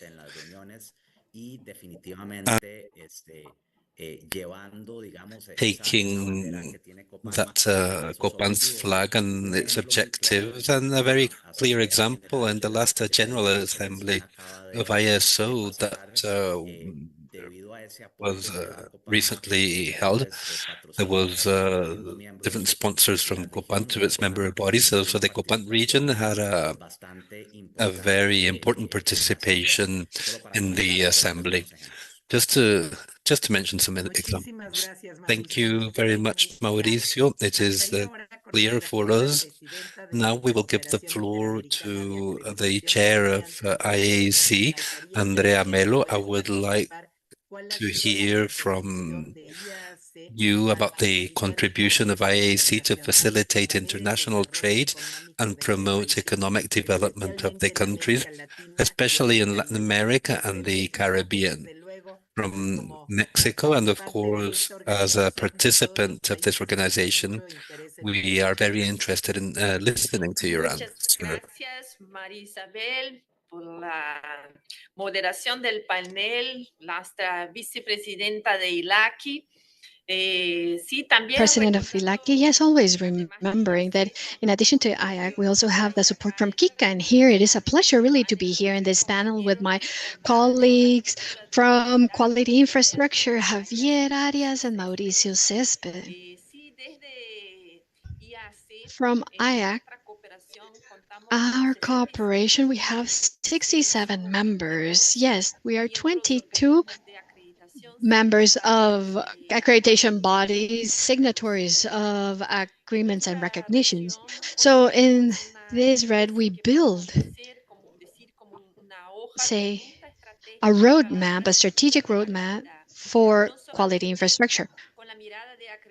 Not just for accreditation, but also understanding that accreditation, it's an important pillar, but also it must be based on metrology and standardization. And that's why we are always seeking for our counterparts, such as the one here with SIEM and COPAM, working and promoting jointly the acceptance of standards, acceptance of the conformity assessment results. We work with several projects linked to the SDGs of the 2030 agenda, focused on the topics and needs in the region, as you mentioned. In Latin America and the Caribbean, we have a lot of countries under development where we need to work as a cooperation, sharing our experience, contributing with whatever we can among each other. So in terms of competitiveness, of sustainability, for opening businesses, for opening markets, we work greatly with a technical mature community, and we will turn 30 years next year. So we are actually working with generating knowledge, harmonizing practices, building trust among governments. And all of you were able to see the example from the very first panel. We have vice ministers from government. So that's how we are working, opening up beyond accreditation, but opening also our minds and initiative friends to be further connected with the world. The world is ever more connected. So really, we can't be caged or be an island. We must be a bridge, looking for synergies with metrology, with standardization, with governments, with academia. So it is a significant challenge, but from our cooperation, we are really reaching great success in this initiative. This conference involving leading representatives from several fronts, several initiatives, also shows how from cooperation we are promoting competitiveness and also supporting sustainability of services, of products, and productive sectors who seek a conformity assessment result that is reliable, that is comprehensive. And that's where, from accreditation, we're here to strengthen this trust from competition, from labs, from certification labs, verification, and several other conformity assessment bodies that seek in accreditation a powerful tool to for the entire society, to show to society that their activities comply pattern, reliable international patterns and standards for the benefit of countries where they are located, and also for export results. Thank you very much, Andrea. Now, before we move to the same chair, you mentioned Kika. We have more than 400 participants in this webinar. I don't know if everybody knows exactly what Kika is. I don't know if you can share a little bit about who are the members, what is their responsibility and role within quality infrastructure for the region. Yes, Kika is the name of the Quality Infrastructure Council for the Americas. Kika is a platform comprised by the three institutions represented today by Inter-American Cooperation for Accreditation for the Inter-American System for Metrology and the Pan-American Commission of Technical Standards. All three institutions signed a memorandum 3 years ago where they commit themselves to work jointly to strengthen quality infrastructure in the Americas. So very briefly, certainly with Javier's and Mauricio work, you will have a better concept, a more consolidated concept of what we do in Kika with the three representations. Thank you very much, Chair. Now, we have the honor of having the chair of the Inter-American System for Metrology. SIM has national metrology institutes from the American countries and Caribbean. Its work is essential to guarantee reliable measurements that are comparable and internationally traceable. As we all know and was mentioned, they are the basis of quality innovation and fair trade. Javier, it's an honor to be here in this forum with you. From your experience as chair of SIM, can you share how has metrology contributed in facilitating international trade and promoting the economic development of countries in the region? Yes, it's a pleasure. My apologies that I wasn't able to join you from the very beginning. But once again, good morning to everyone. It's a pleasure to be here with you. Yes, I think we've seen it, and Anna said it earlier. The basic of metrology is obviously the basis measurement, sorry, not just measure, but reliability that we provide with our measurements. And I think, and it's been said, when we see the political side, the government side, oftentimes we as human beings have the error and make the mistake of believing that everything that we buy with instruments or other types of electronic appliance measures correctly because that's how we've been taught. I buy something new, it should be good. But when we talk about measurements, that is not necessarily so, and we must verify it. We must validate that. And that basically is the reason why we have this metrology chain in the world. So all countries must have a lab institute or a center for metrology that certainly should have the national policies, patterns for that country, as was mentioned earlier, are developed from primarily labs and are tied to the national in international system. Those patterns are the ones that must be used at the national level to guarantee reliability, to calibrate devices, to guarantee the reliability of any other measurement instrument that is being used in the country, instruments that measure. And once we have this traceability system as a group of instruments from a user, from national lab to a national institute and to the system itself, then we can guarantee credibility of our measurements. Now, this is just the basics. What metrology really does is the entire scientific process of research, development, and innovation, where we start from a need, from an accreditation or a standard. So these new developments require good measurement, and that's what we must contribute to. So users can have obviously the normal use of measurement. Thank you very much, Javier. We're very interested with traceability, the importance of the National Metrology Institute.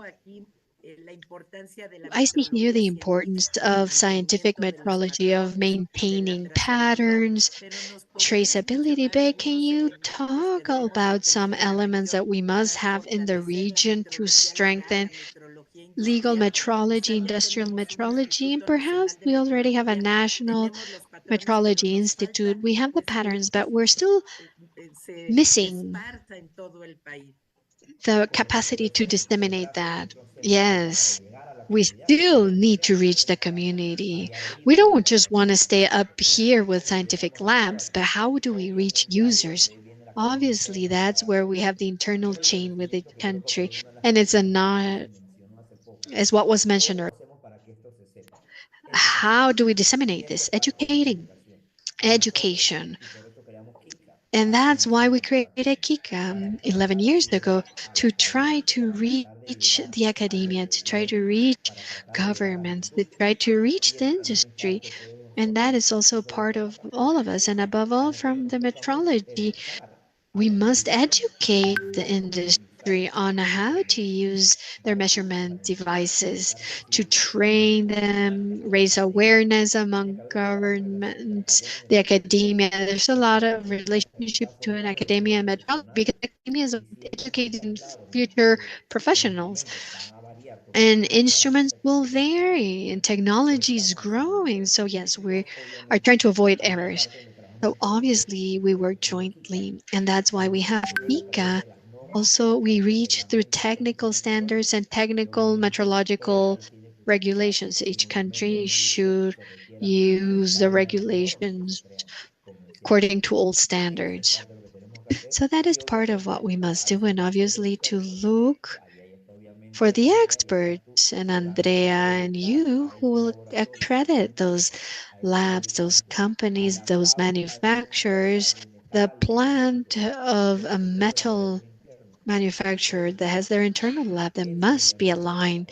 So that's obviously the work that we must do within metrology and within Kika, obviously.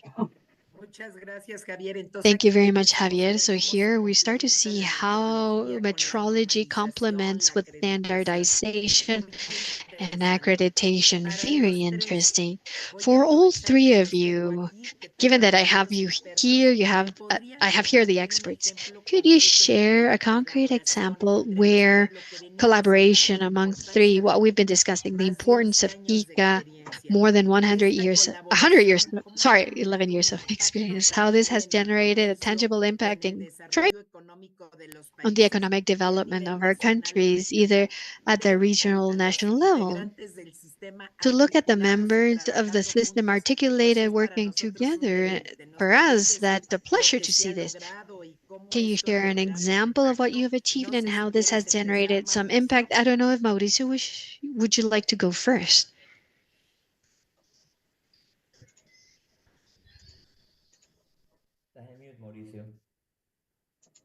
No te escuchamos, Mauricio. We can't hear you, Mauricio. Ahí, ¿ya? Ahí ya estás, sí. Listo.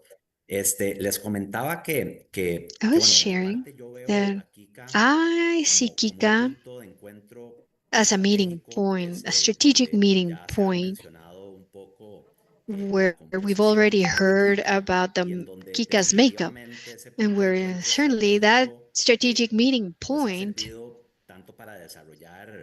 has been used to develop joint projects, and I refer here to projects that in the past have been funded, for instance, by the PTB, on matters such as biodiversity, circular economy, the significance of information sharing, technical information sharing done among the bodies, the sharing best practices. And as Andrea was saying, when she shared about Kika, about the great objective of strengthening that quality infrastructure in the countries of the Americas. Thank you very much, Mauricio. Andrea, would you like to share your opinion? a pleasure. Based on what Mauricio shared, from Kika, with the three institutions working together, it's not just the three institutions from their chair and secretariat, but all members of IAAC, SIM, and COBAN benefit from this platform, from this intent signed through an MOU that what improves a country, what improves a pillar beater in metrology, standardization, accreditation, what improves benefits, what a body learns strengthens the whole. So what we build collectively connects our economies with global markets, with greater weight, coherence, and trust. For instance, Mauricio was mentioning the several projects that are participating, that have been participating in this past 11 years. We have projects in circular economy, biodiversity, and several other topics.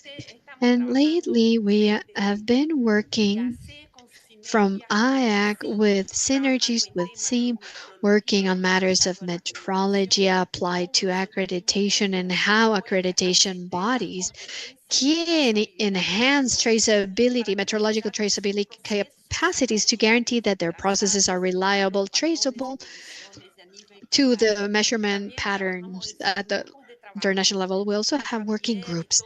Javier and the entire SIM staff have been present in all working groups of the lab committee that we have in technical discussions. Also, we work with standardization the same way from IAC, and we have the support of COPAN so they can support us. So we have this leadership in terms of standardization from IAC. We have experts from accreditation bodies contributing in working groups for standardization, sometimes participating and sometimes being chair or co-chair of several working groups. So we have really good concrete results from these synergies between all three. And whenever we do work jointly under the Kika umbrella, that impact is multiplied further. We are all benefited through this. Thank you very much, Chair. Thank you very much, Andrea. We'll wrap up with Javier's opinion to be able to conclude.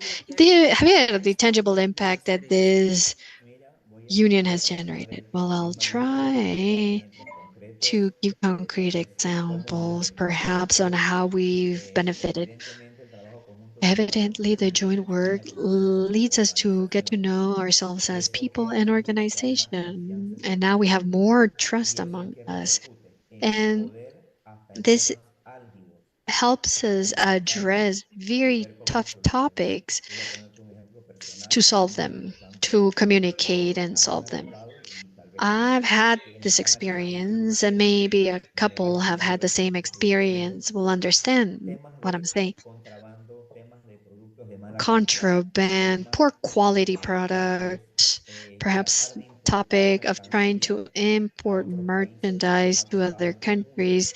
We needed to work together to solve issues. A couple of months ago, I got a call from one of our colleagues here, obviously from Kika, where he told me, Javier, we're receiving in this country, I do not disclose name, we're receiving in this country a merchandise cargo with a Panamanian accreditation stamp. And the product had been allegedly certified by a Panamanian company in a Panamanian lab. Can you please verify this? Obviously, once I do the international formalities, I can say negative.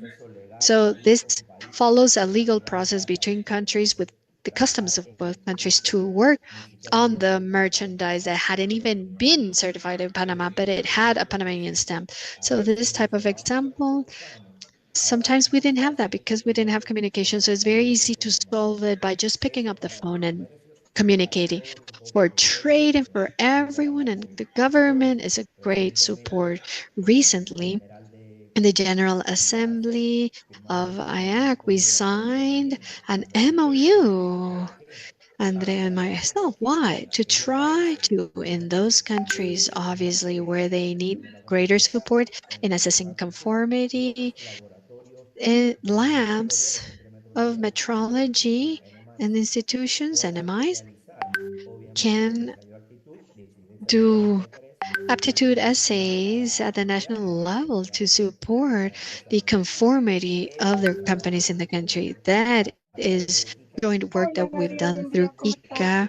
And I can wrap up by saying or echoing what Marisa and Andrea said, what we are doing towards the future in both projects that we have of quality infrastructure for circular economy, which is a topic under development, and how all three of us must develop what is required for circular economy and what we're actually doing, all three of us, in digital transformation. And I'm certain that in the next years, it will bear great results because we're working it from now on to futuristic topics, everything regarding digital transformation and everything regarding circular economy. If we were to work separate, it would be difficult.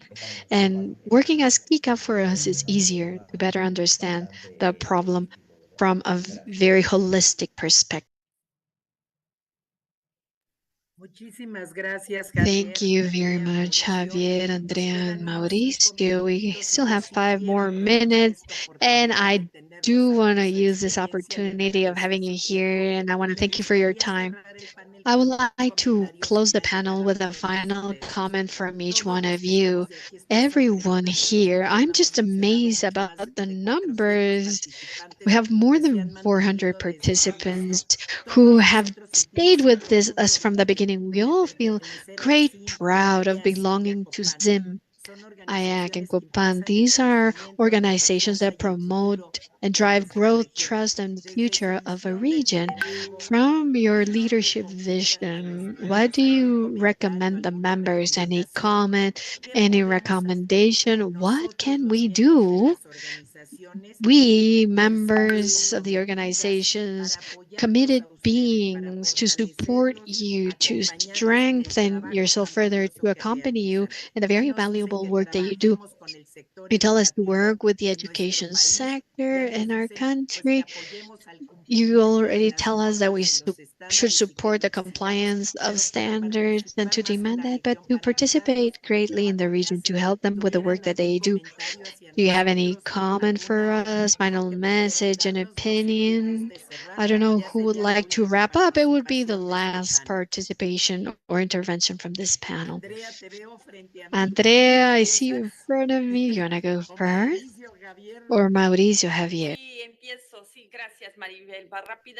Thank you, Maribel. Very quickly, so the others can also share their thoughts. Yes, everything that we've been talking about here, engaging and involving so many people who are interested in, who've been joining us from the beginning and participating with questions and comments, we are very satisfied and happy that we are actually achieving these participations, but we want more. What we can ask everyone is to share with us, share in your communities, in your professional circle, in your academic circle, to share the importance, not just of your day-to-day activity or your role, but also the importance of having these reflections.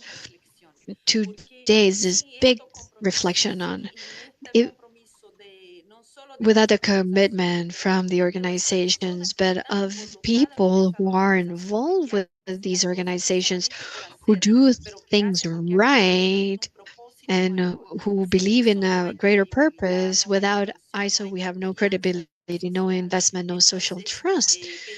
So if I can request anything, is to please share all your experience with your own circles and to bring more people with us to be involved in this quality infrastructure mission. Thank you, Andrea. I would dare speak on behalf of everyone next year. We would have more than 500 participants. Mauricio, Javier, would you like to close up with a comment before I give the floor to Veronica?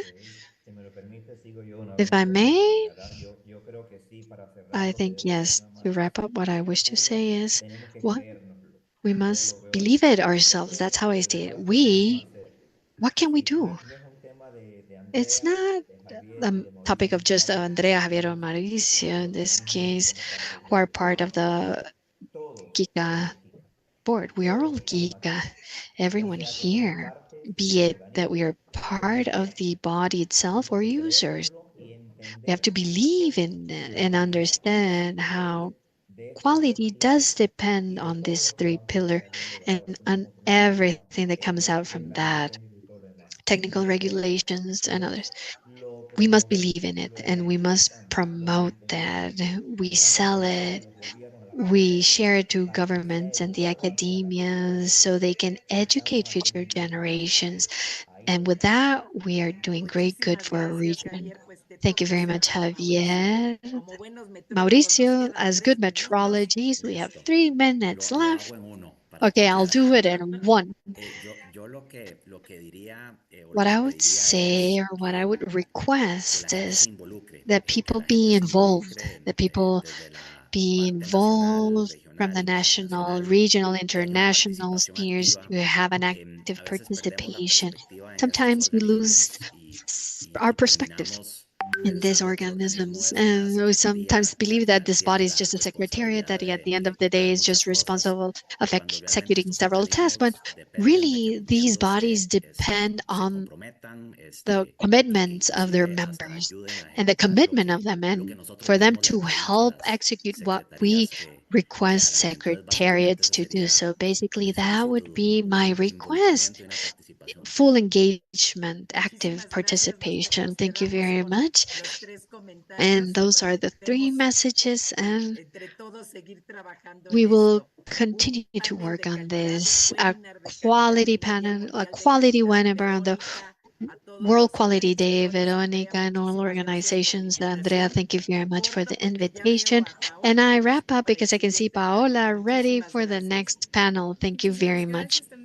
Thank you very much to all the speakers. Really, this dialogue has shown how shared leadership is guiding our region towards a global quality culture. These organizations are building this infrastructure that joint efforts, capacities, and enhances development of the entire region, making the Americas more competitive, innovative, and sustainable. Thank you, everyone, and we will continue. We reach a quiet and reaching space. The perspective compared within the continent, representatives of Europe, Africa, and America will share the lessons learned and joint challenges that they have. We present Paola Martico, Chair of the Support Committee for ILAC, who will moderate the panel. And also we welcome Cory Aquino, Executive Secretary of the Quality Infrastructure Council in America, KICA, Susan, representative of the Pan-African Quality Infrastructure, PACI, and member of the Executive Committee and Chair of the FRAG Council, Maria Dolores, Chair of the European Network for Quality Infrastructure, Director of Mechanical Measures and Magnitudes of Spanish Metrology Institution, Atlante. Yes, Paola. Thank you very much, Christine. Good afternoon, everyone. For me, it's a true honor to be able to moderate this panel with colleagues from other quality infrastructure bodies. So we will continue then after the introductions with Susan. Susan is the Executive Secretary of the African Cooperation for Accreditation, PACI, and it gathers most of the African organizations for standardization, accreditation, and metrology, and this electronic standardization. Her mission is to strengthen the competitiveness of the continent, improve people's lives through the efficient use of standards, measurements, and conformity assessment. for a deeper integration and more sustainable integration of the quality infrastructure in Africa. Susan, if you were there, we would like to ask you this question in order to share with all the colleagues who are in this meeting with us, from your experience, which have been the main challenges that SAPACI has faced for its effective integration and for continuing with the regional competitiveness. Hello, Susan. How are you? Thank you very much, Paula. I hope everyone can hear me well. As you have been told, my name is Susanna Munyirio Cheng. I'm representing PACI on this forum, and I also sit in as the Africa-Kemari Council Chair. Maybe just to give a brief before I go into the challenges on what PACI is and how it is established. The Pan-African Quality Infrastructure is a continental coordination mechanism established to harmonize and strengthen Africa's quality infrastructure system to support the Africa's strategic framework for what I would call continental social, economic, and transformation. And this is with a vision of inclusive growth, industrialization, and sustainable development. And so PACI was established in the year 2013.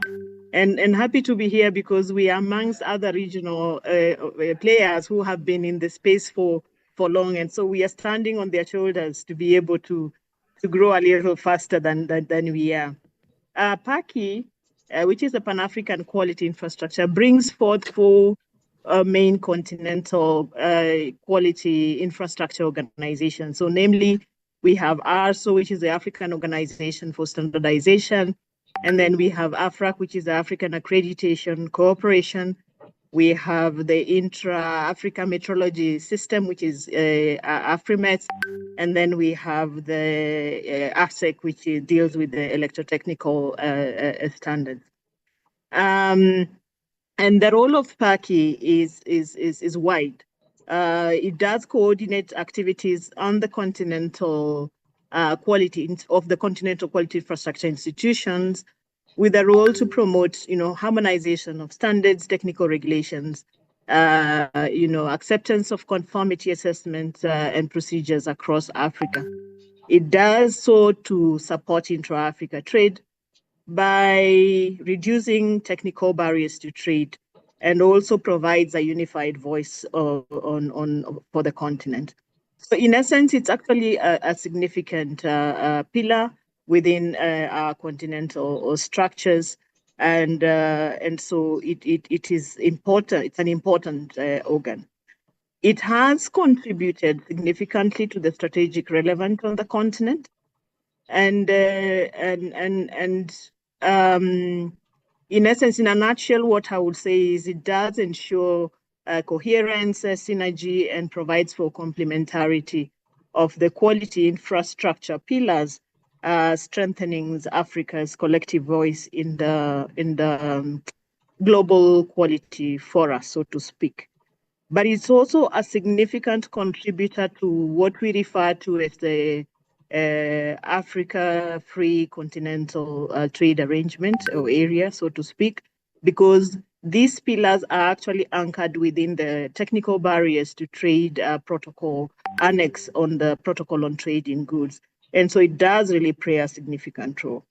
Now, having said that, yeah, we are facing challenges, and that's where now I'll come to Paula's questions. What challenges has PACI faced? And there are quite a number. Africa is a vast continent, close to about 1.3 billion people, 55 countries, with diverse cultures, diverse stages of development.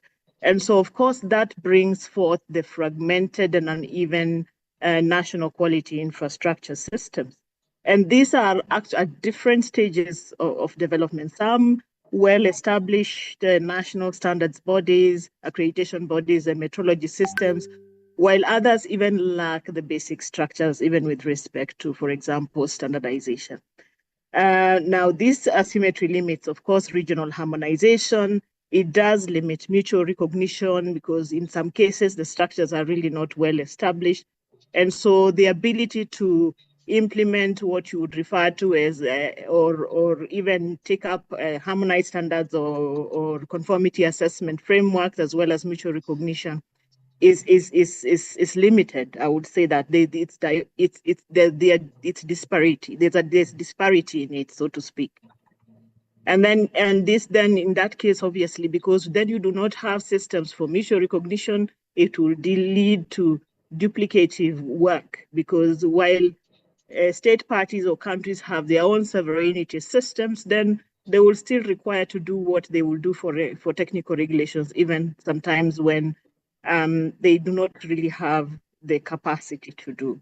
And that is one challenge that is quite significant, and we're working towards addressing that. It takes time, but of course, it comes forward and has to be dealt with. The other one, of course, is limited financial and technical resources.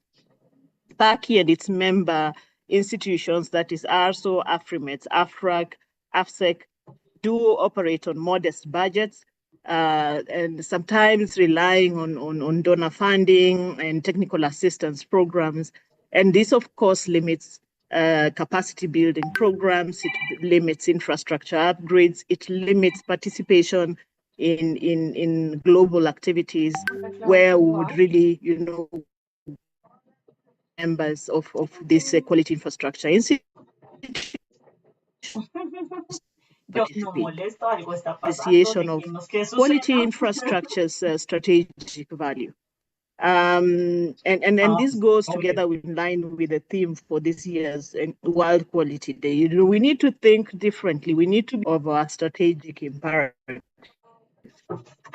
But that, because of lack of awareness, that is hindered in one way or another, and so that leads to low prioritization of national development plans, and of course quality improvements. Sometimes it impacts private as well, and bringing what we refer, because those are a huge and then the other one is inadequate infrastructure with respect to human capacity sometimes, or facilities, so to speak. For example, accredited laboratories, metrology institutes, and in some instances and some areas, even qualified personnel. And of course, then the impact of that was slow growth, progress with respect to mutual recognition or harmonization. Nevertheless, while we have the challenges, we believe there are solutions towards most of these challenges. So one of them, when the African Union mooted what we refer to as the African Quality Policy, it kind of also provided support to some extent with respect to how the quality infrastructure activities will be coordinated. And so we look forward to seeing synergy and linkages that would enable, address some of the challenges that we see, and of course support and benchmarking and the availability of facilities that may not exist in one country but are available elsewhere for use by various state parties.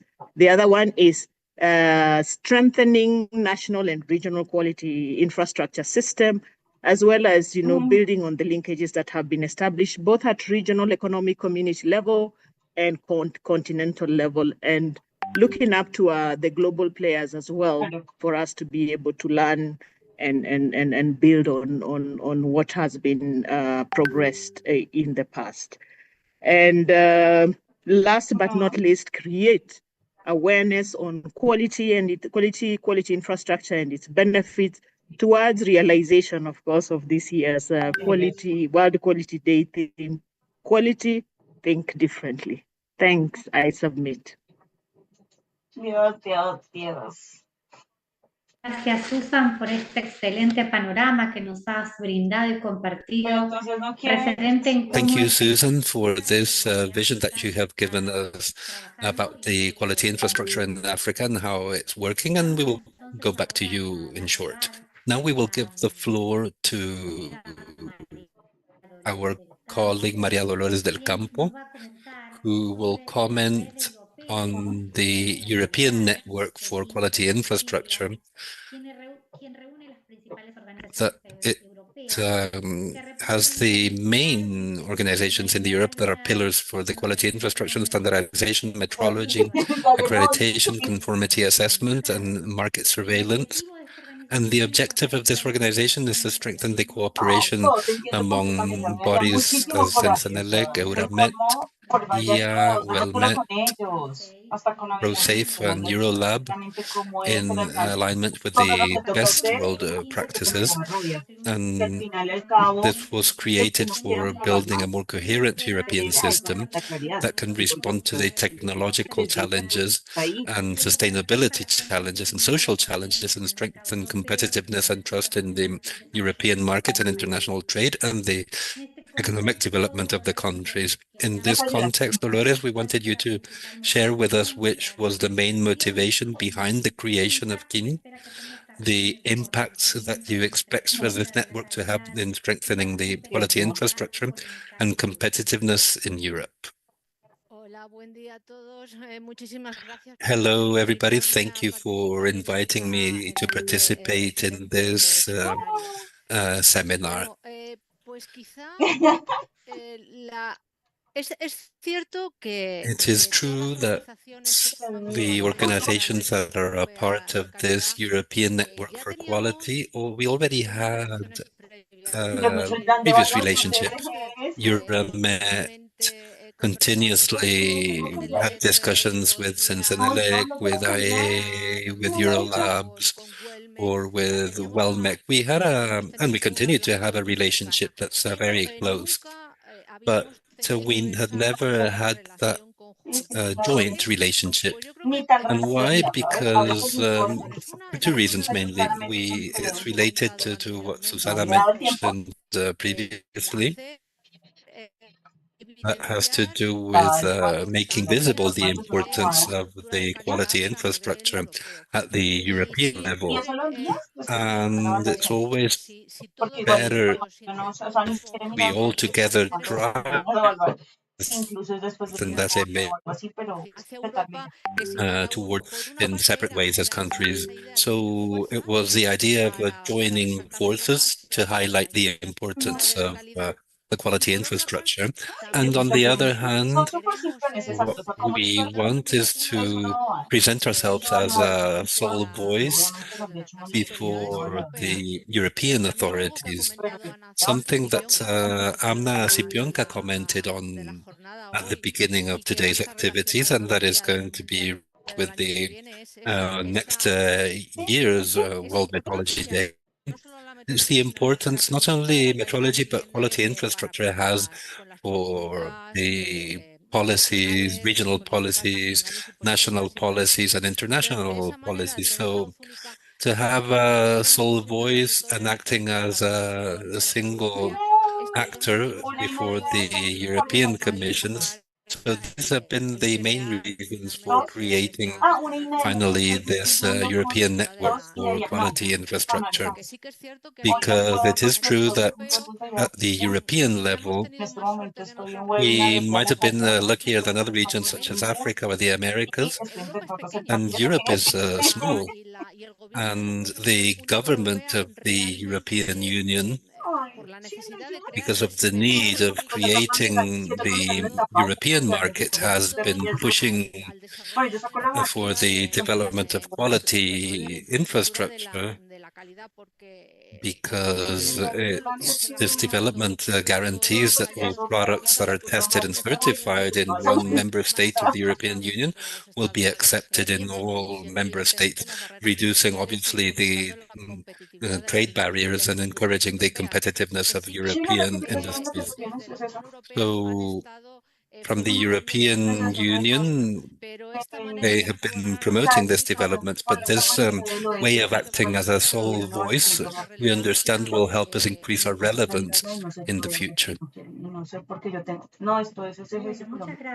Thank you. I think that us in general participating as accrediting members or in the metrology bodies or the standardization bodies, each one in our regions, we work in Kika, Paki, Kim, but we have never had the opportunity of sharing in the forum the experiences and the synergies and identifying the points in common and the differences of our cooperations.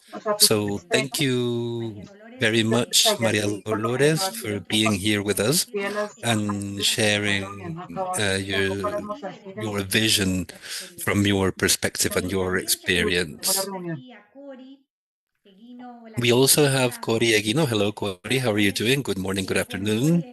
So Cory is the executive secretary from Kika, who convened us today for this great event that we have been in this morning, and we have discussed or talked a lot about Kika. I've had several members, chairs of the cooperations that form it. So Kika, as a quality infrastructure from the Americas, was created 11 years ago as a point of contact for cooperation activities for strengthening the quality infrastructure in all the countries of the Americas. Its work is centered in a shared vision that will support mutual support for the development of standards, accreditation, scientific metrology, industrial and legal metrology.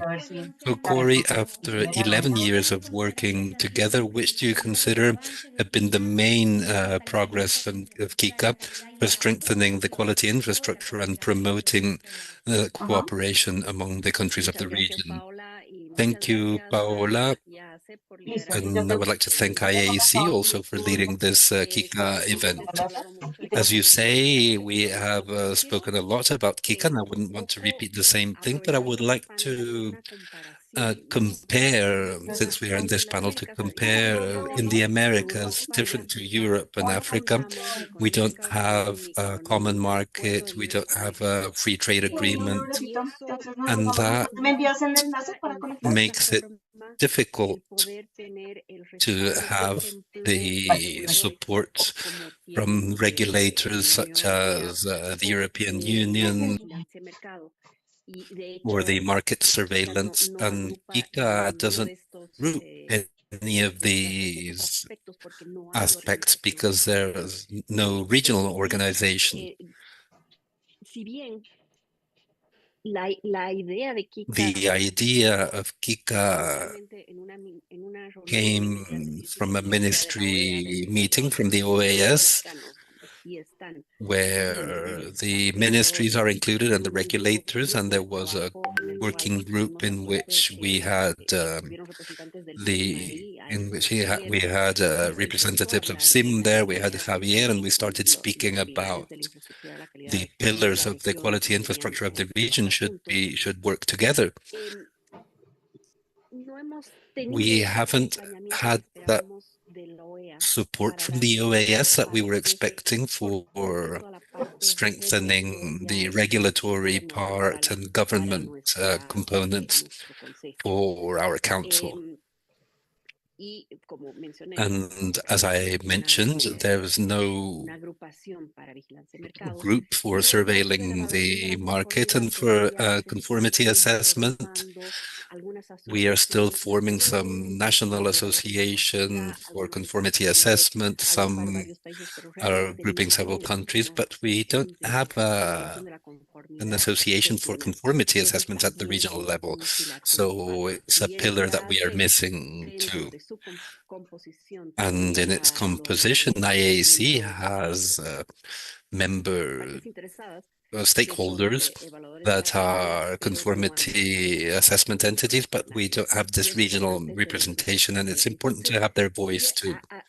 So I'm doing this comparison because I think it's interesting for the three regions that have opted in different phases to work together as infrastructure systems for the regional quality, but we have our differences. And that's why it's interesting to be communicating, to have this collaboration for seeing how these synergies could support us in the different regions and obviously improve our participation and visibility at the international level in the international bodies. In these 11 years of existing formally, because as Dolores said, we did have discussions. We were lucky to have a great deal of cooperation of PTB and regional projects. We started with energy efficiency, biodiversity, renewable energies. Now we're working on circular economy. And this has made us sit down on the table, the three regional bodies, and start having this discussion and seeing that we have the same problems, same difficulties, and we all understand that a national system for quality should function very well. There should be a great deal of discussion, and we know that in some countries, that's in our region, that's not the reality. There's a lot of difficulty for collaboration.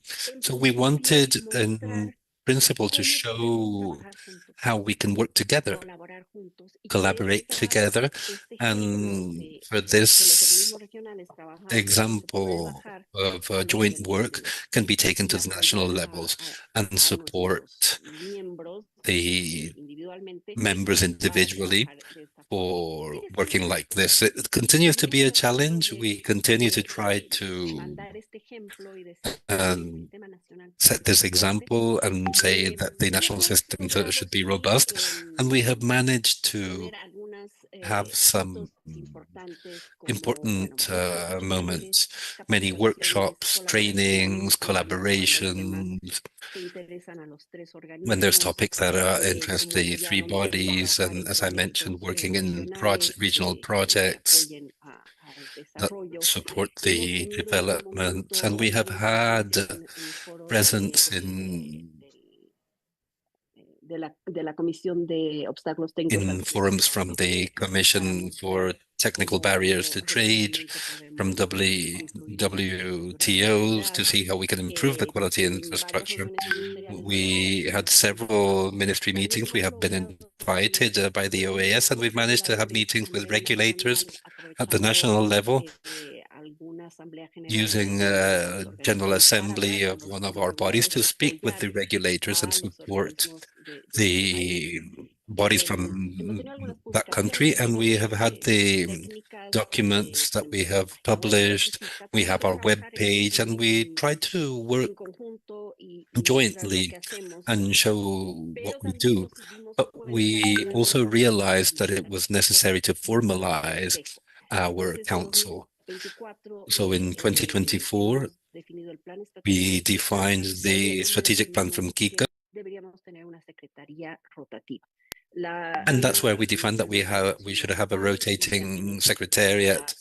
First it was Copant, and at the end of this year they will finish, and then 2026 IAAC will begin, and we will have Ferney Chaparro as the secretary of Kika for 2 years.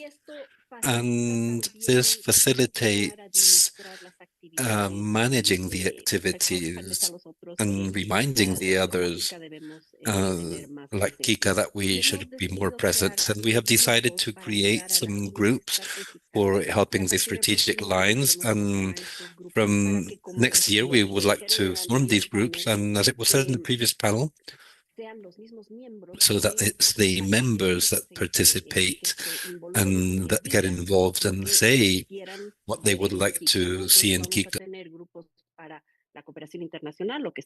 We will have groups for the international cooperation to speak with the other regions, and eventually we would like to have a dialogue with IMETQI to see how we can interact with each other. Also, digital transformation. Each regional body is working on its own for digital transformation, but it would be interesting to work on that topic as GICA, everything that relates to training and the promotions and communications. So this is what we have achieved and the challenges that we see towards the future.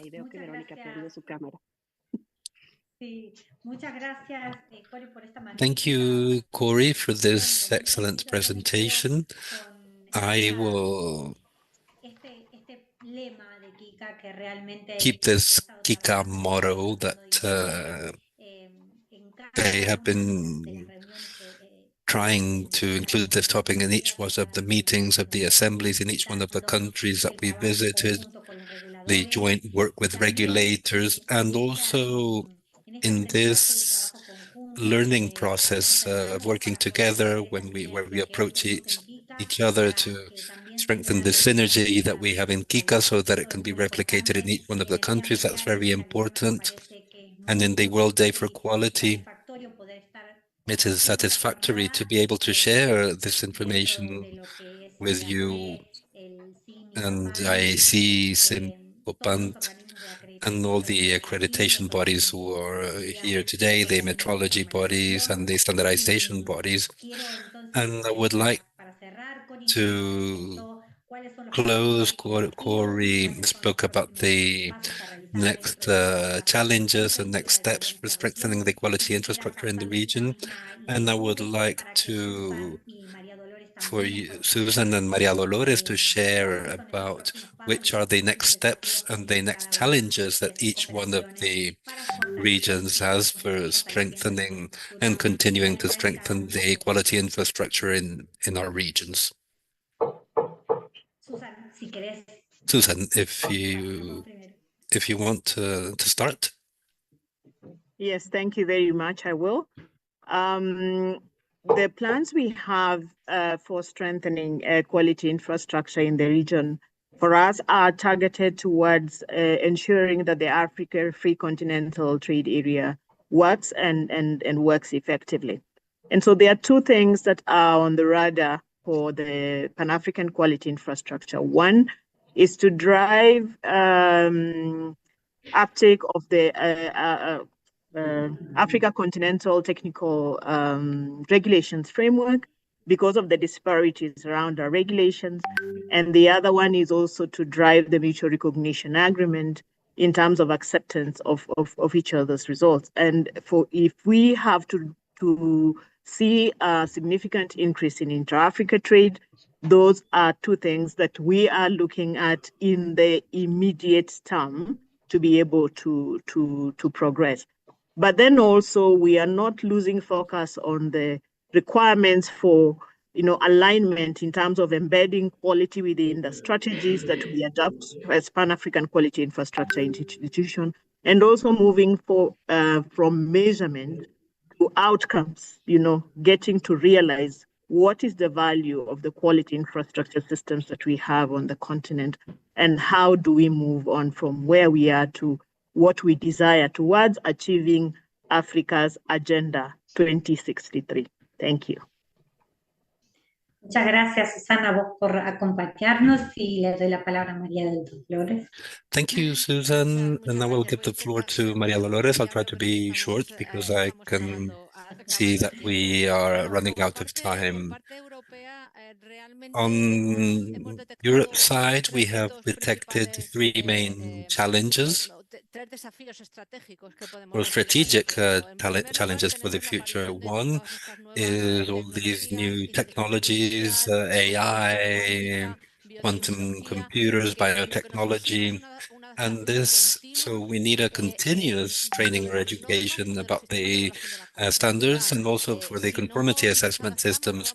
If we don't do that, we will not be able to ensure or guarantee the compliance, the security, and the interoperability, and what might be more important, ethical compliance. Also, It's also a challenge to try to remain relevant at a global level, but at the same time, we try to defend the strategic autonomy.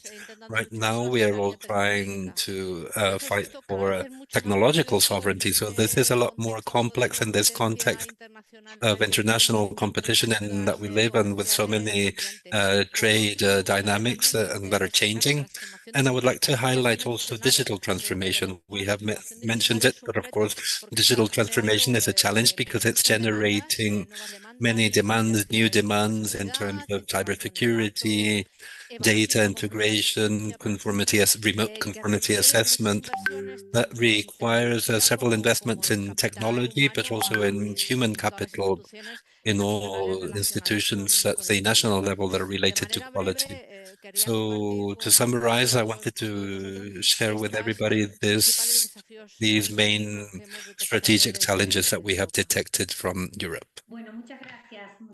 Thank you, Susana, Corey, and Maria Dolores for sharing this panel with me and for such fruitful experiences and challenges in each one of the regions that you represent.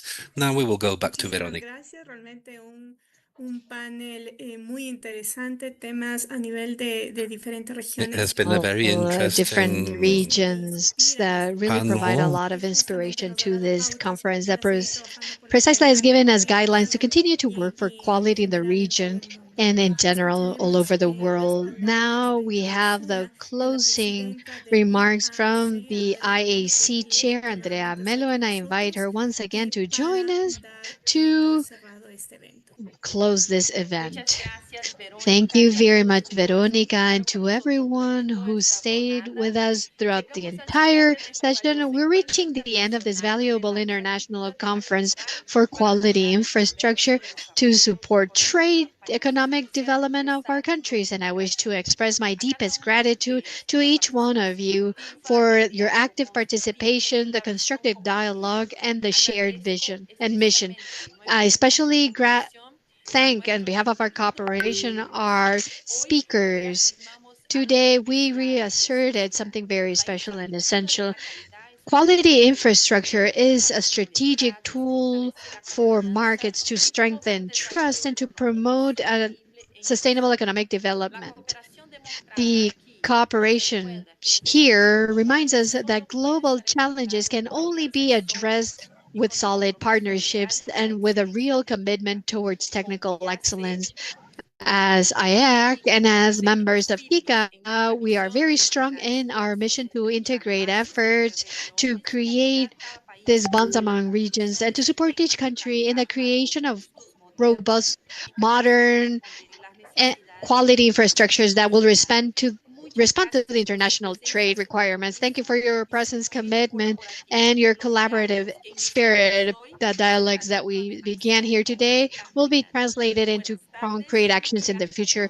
Good afternoon, and until next time. Thank you very much, Andrea Melo, for your final remarks. As you can see up on the screen, we have a QR code that will lead you to a survey that we always invite you to please fill it out because you are essential part of this event. You're essential part of this work, and your comments and your feedback through this survey is valuable. Please, you can also follow this survey in the chat. Thank you once again to all speakers, moderators, and participants who joined us today to celebrate the World Day for Quality in 2025. Let's continue to work with integrity and commitment towards a global quality Americas. May you have a really good day. Recording stopped.